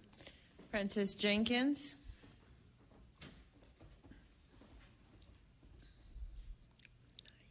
Prentice Jenkins, publisher City Life newsletter, activist since 1991. Mr. Soboroff, you discussed dealing with the homeless in terms of other organizations, but I put together a proposal on how to handle the homeless. And you are one of the billionaires in this city. So you can actually handle homelessness instead of letting everybody else handle it. So it's incumbent on you to work with individuals like myself and other individuals to deal with homelessness. I have a proposal on it. And if you want to see the proposal, all you have to do is ask me and get in touch with me. You have my number on my newsletter. I also want to let you know that there are 323 million Americans. And 14 million of those Americans are out of work.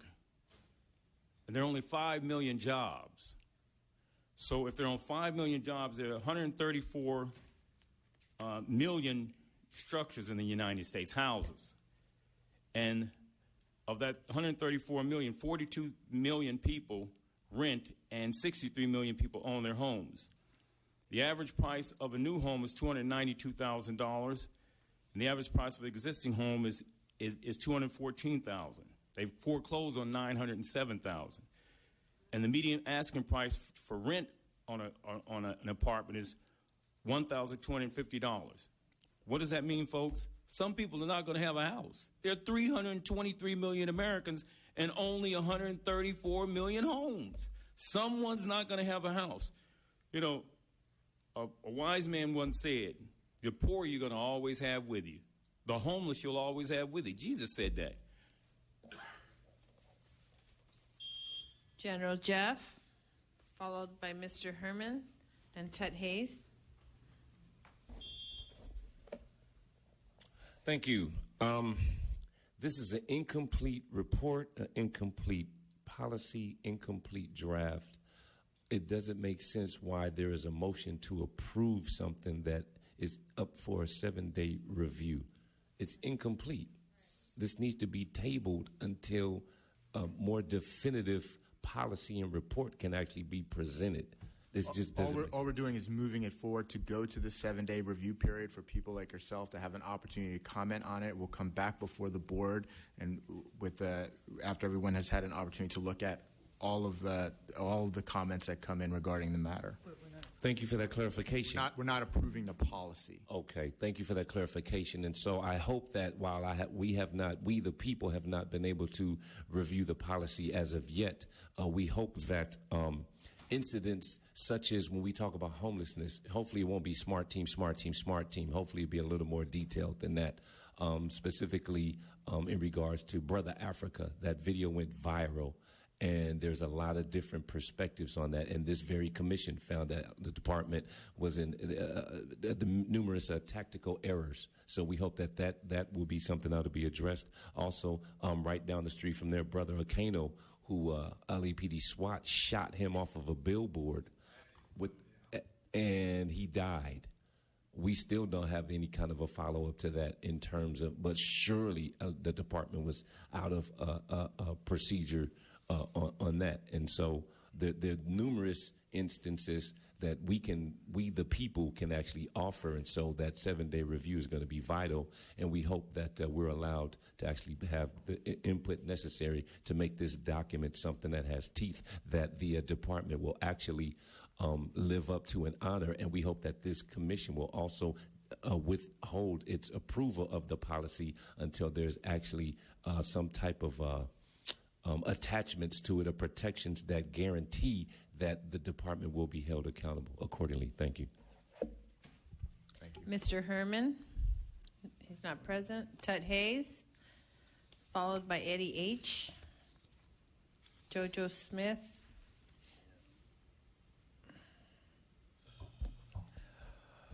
Homeless people present problems in the neighborhood, and police will constantly call the police department to handle that problem.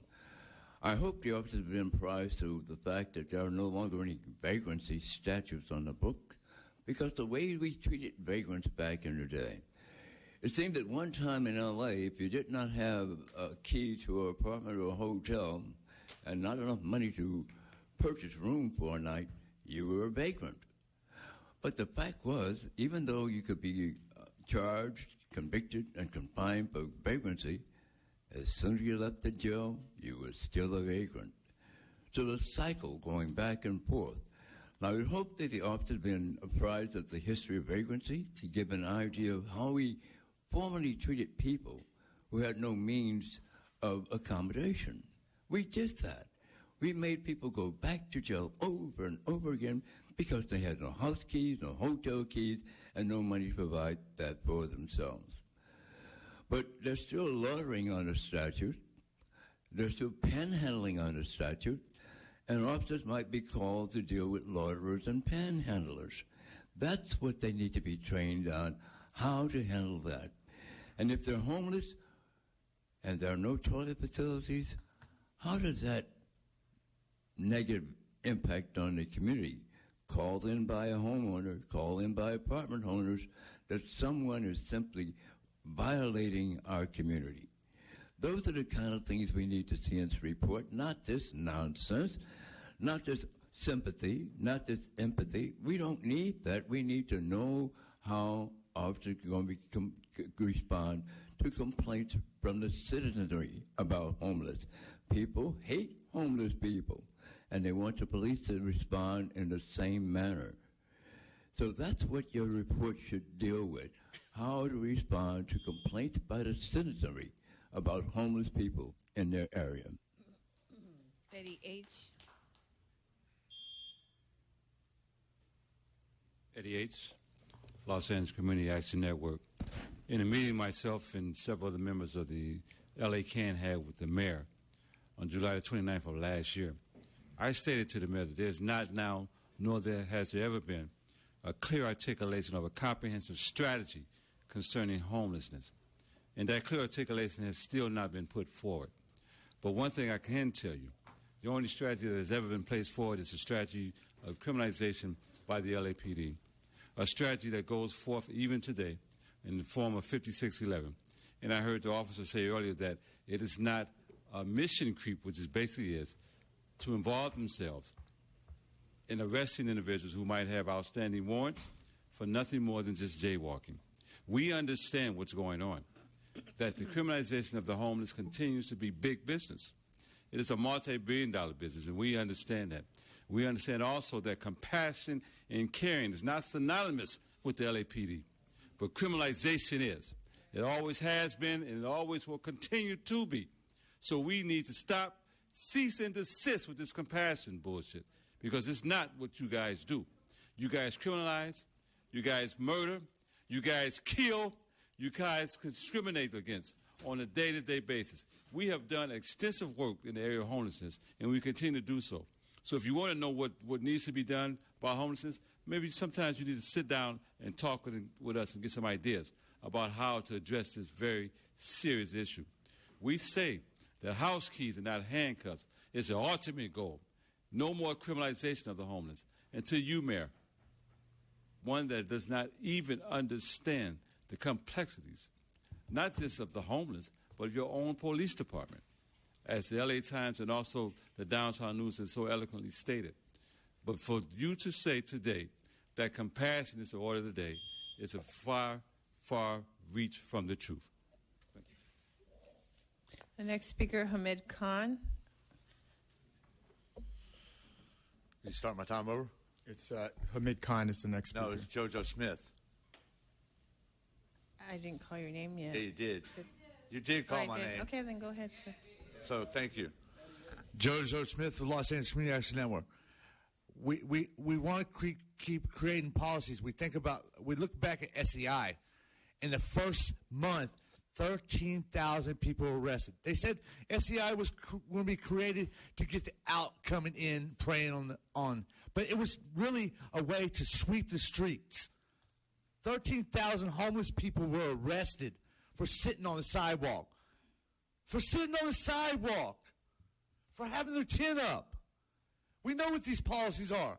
It's a way to eradicate a community. It's a way to eradicate a person. Y'all always want to create these policies. 5611. 5611 was a merchant order. Now it's surveilled on homeless folks. This is a bunch of bullshit. Chief Beck, you know you have no compassion, but you said we protect our own. Big posters of this. We protect our own. Right outside. You're not protecting the people. You're protecting your own people. You're creating these policies so people get beat down, just like Brother Africa, just like Kanyo. Kanyo was coming down the ladder, and SWAT shot him down. He falls and busts his head. He was killed and he died in custody. No, he died right on the streets of Skid Row. Stop the bullshit. The next speaker, Hamid Khan, followed by Dr. Hufnagel and the Red Chief Hunt. So I just want to look at compassion and empathy and trying to think about Charlie Africa and Brendan Glenn and Trishawn Carey and Carlos Ocanio and where compassion and empathy came in. Kathleen Kim, you are a professor and also deal with immigration quite a bit. You must be familiar with Chris Kobach, who basically authored the SB 1070, the Arizona bill. And at the heart of the Arizona bill is this concept called attrition through enforcement, which I'm sure you're aware of that as well. This is something that, and the idea for people who may not know what attrition through enforcement is, this is an idea that you apply municipal codes to such an extent that it makes people's lives miserable and they can leave, right? It's about ethnic cleansing. It's about cleansing of a place. That was the idea behind the Arizona bill, the anti-immigrant bill in 2010, right? SB 1070. So attrition through enforcement runs very deep in how it's applied in Skid Row with unhoused people. 5611, 4318D, Safer Cities Initiative. You look at now prevent or reset, whatever these policies are called, loitering, on and on and on. And what the gentleman before me, Jojo Smith, was speaking about was this flood, 36,000 tickets in 2 years for jaywalking or just, urinating in public, which has an area which has no bathrooms or anything at all. People had to fight for trash cans to map the city. So when LA Can released its report, The Dirty Divide, it was driven by the community from there.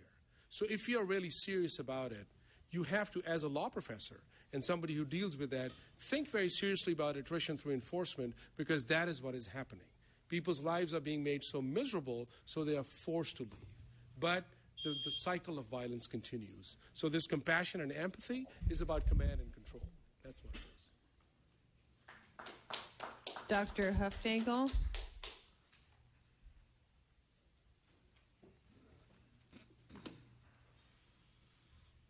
Thank you. Reverence for life is what Albert Einstein wrote about. I'm a physician, I'm a nerd, I'm a scientist, and I'm an ethicist. And reverence for life means to do good.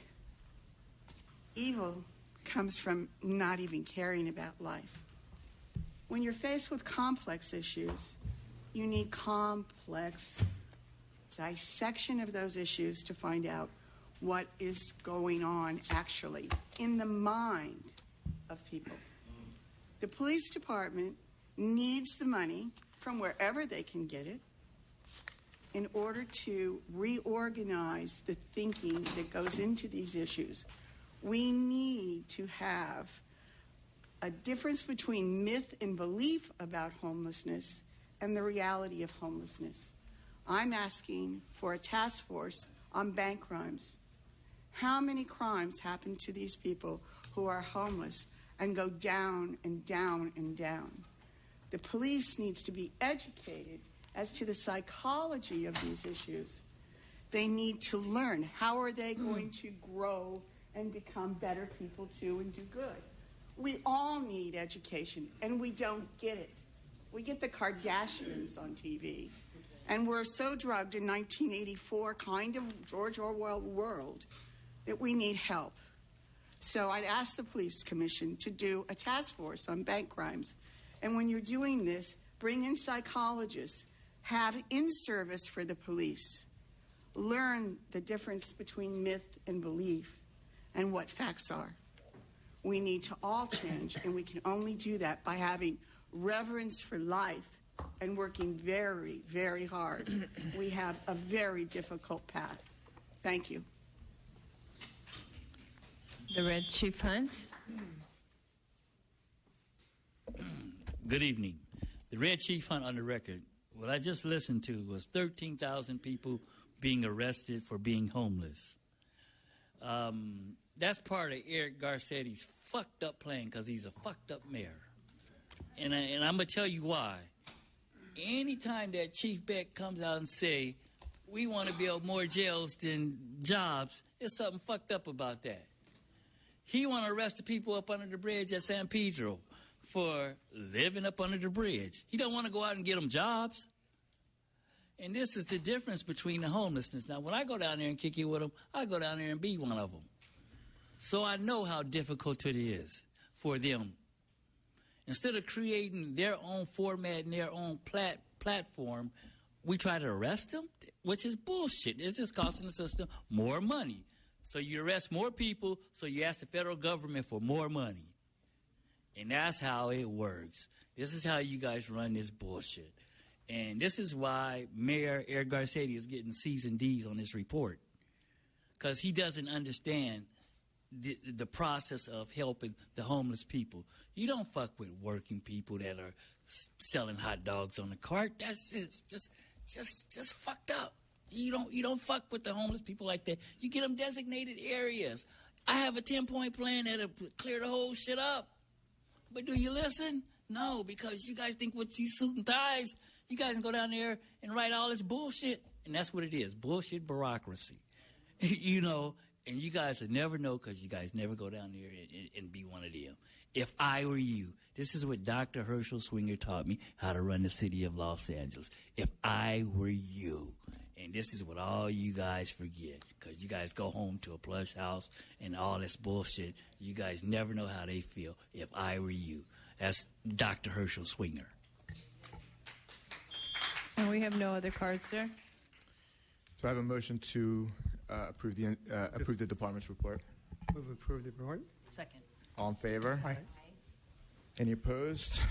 Again, thank you for your hard work. Thanks, guys. Thank you very much. Mr. President, if I may, just again for the public's information to remind those in the audience and those who may watch this that this report will be available online shortly today at lapdonline.org. And there is an email address that folks can email their comments to. It is lapdhomelesspolicy@lapd.lacity.org, or mail them to 100 West 1st Street, Los Angeles, California. Attention, Captain Jeff Burt, 90012 is the zip code. And that will provide an opportunity for the commission to hear those comments and to review those with the department. It will come back for, again, review on the meeting of June 21st. Thank you. Thank you. We're now on item 4C, Department's report dated June 1st, 2016, relative to the Memorandum of Agreement between the Los Angeles Department of Transportation and Los Angeles Police Department. We do have 3 comment cards. 3 more minutes of good morning. Good morning. Commander Ann Clark here. Very briefly, a couple of months ago, we were approached by the LADOT and asked to enter into a memorandum of agreement with them to provide policing services for Dash and some of their other commuter lines. And what you see before you is the result of that. And I'm here to answer any questions you may have. Excuse me, you're disrupting the meeting. Can you please take it in? Somebody went to jail. I don't know what happened. What the fuck? I think he, I didn't even see what happened. You're sanctioning all this for your development, Steve, for your pocketbook, Steve. Unbelievable.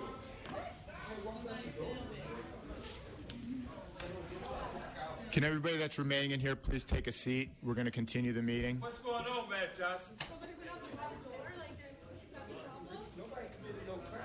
Please take a seat. They need to handle the situation outside.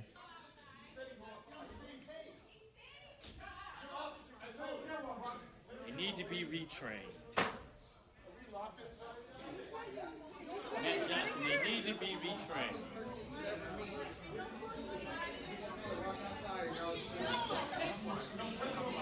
I do. They need to be retrained. This is the problem.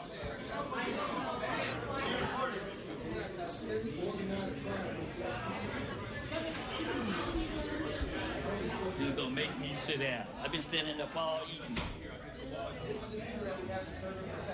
Then when I asked him for a supervisor,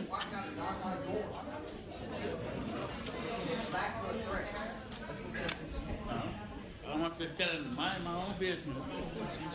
Chief Jasmine got too many followers when she got arrested. Where's the supervisor? Please have a seat. We're going to continue the meeting.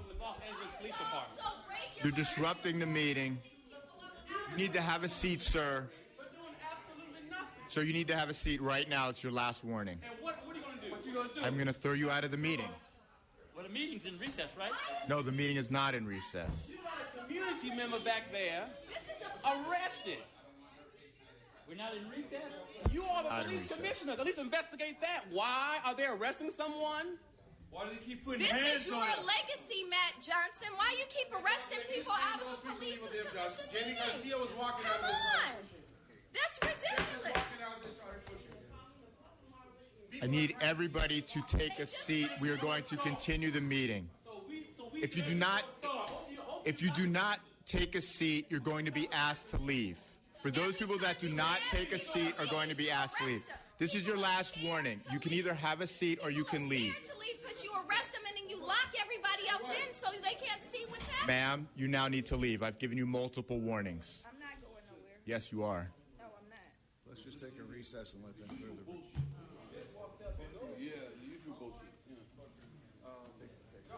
We are going to take a 2-minute recess. Okay, if you're taking a 2-minute recess, we can all stand up. We not touch Melina. Don't let him touch Melina. I'm telling you. If your officers are just letting him leave, Same guy. like he just wanted to leave, that's it. Keeps Why his can't hands you on just prove? Officer Barragon. That's all he wanted. Yeah. Your officers Same broke guy. up and attacked him. For leaving him Likes putting his hand on My name people. is Dr. Elton. Likes putting his hand on people. The same officer, Chief Beck. Week after week after week. Loves putting his hands on people. Let's The not do same this. officer, Chief Beck. Officer Barragon. Officer Barragon. Every week, putting his hands on people. Every week. Keep your hands away from a Barragon. Every week, Chief Beck. You asked us to leave. You asked us to leave. Take your hands off leave. of her. Take your hands off Just of let her. her leave. Take your hands off of her. Take your hands off of her. Move your hand. Keep your hands off of her. Getting a complaint filed against people. We escort her out. Hey, Chief Beck, this is good. Why she had to leave? Because Why did she have to leave anyway? This is We've had enough, Chief Beck. This is why. So again, We've had enough. they're kicking everybody out of the police commission. No, I'm not getting kicked out because Charlie Beck.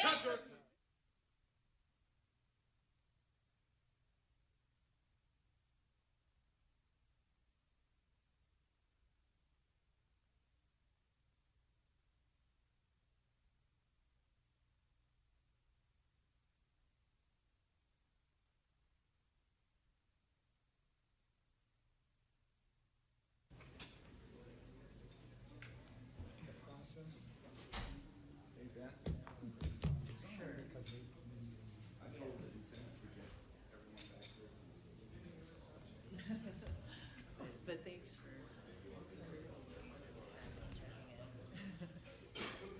I'm going to keep checking.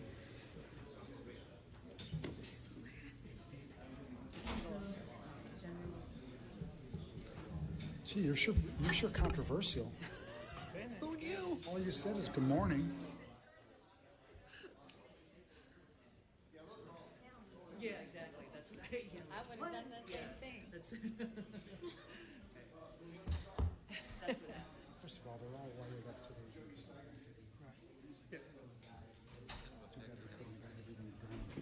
You know, Melina has Black Lives Matter account. There's like 2 different ones.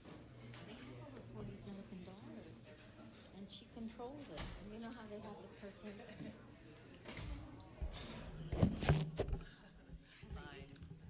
Thank you for this subcommittee. It's been great working. Yours were the vision that you have. No, to pull us into it, because somebody has to do it. That was the first. Officer Clark, she was highly controversial in her remarks, and she needs to tone it back. Yeah. Okay, we'll bring the meeting back to order. Yeah, it was definitely. Commander Clark, Good afternoon. why don't we start all over? Okay. couple of months ago, the department was approached by LADOT and asked to enter into a memorandum of agreement regarding providing police services via Prop C funds for the Dash and other DOT-handled express throughout the city. What you see in front of you is the result of that effort, and this is in order to move the money to the department so that we can provide policing services on an overtime basis for Dash and the other associated lines. Can we pull that door closed if possible so we can keep the noise down? Thank you. Okay. And I'm here to answer any questions you may have. Any questions? I just have one question. Yes, sir. My understanding is that the office will be working overtime. Yes. And I guess I'd like to understand how you plan to distribute the overtime, how that works. Yes, that's going to be handled by the Office of Operations. They're going to work with LADOT to identify which lines are problematic or in the need of most police service, and couple that with our existing crime numbers throughout the city where we have a heavy utilization of Dash lines, and then deploy officers accordingly. As I understand it, we're looking at 6-hour overtime shifts, and Dash runs through most parts of the city, but not all of it. Heavy concentration downtown and around junior and high schools during the school year, so I believe those will be areas of emphasis. Thank you. No questions. Thank you very much. We have a motion to approve the department's report. I move approval of the item. Second. All in favor? Aye. Any opposed? No. Thank you. Mr. President, I think it's advisable, just for the record, that we had to take a recess from the meeting, and during that recess, the room became disruptive. Unlawful assembly was called by Lieutenant Chris Waters, and the room was cleared of individuals, and that is why there is no public in the room except for department staff and members of the media. Thank you. Thank you. So there's no public here, so no public comment? That's correct, sir. We had 3 cards, but none of the individuals are present, sir. Okay. Okay. Is there a motion? We have a motion to close public. Don't we go to closed session now? Item 4C. Oh, we approved it Oh, already. you did. I'm sorry. Okay, we're now on item number 5, public comment period. We have 21 public comment cards, and none of the individuals are present. We're now in closed session items. We do have 3 public comment cards, and none of those individuals are present. The Board of Police Commissioners will now recess into closed session to discuss item numbers 6A1 and 2 in accordance with Government Code 54957.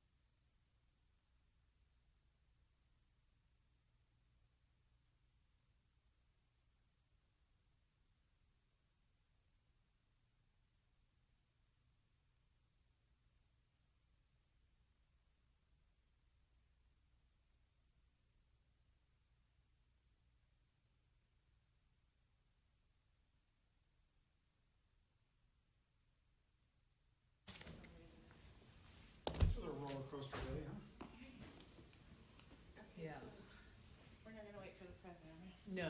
No, he said go ahead. Yeah. Yes.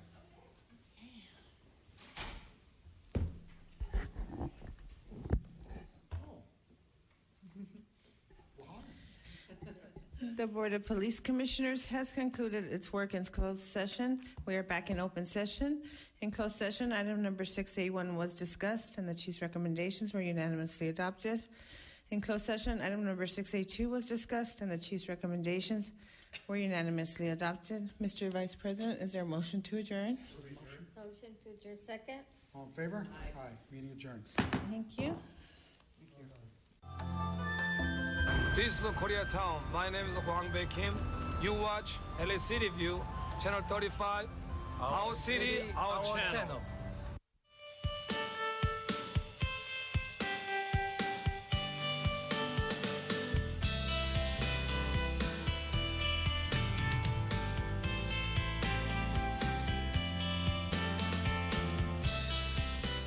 Hi guys, I'm Francia Raisa.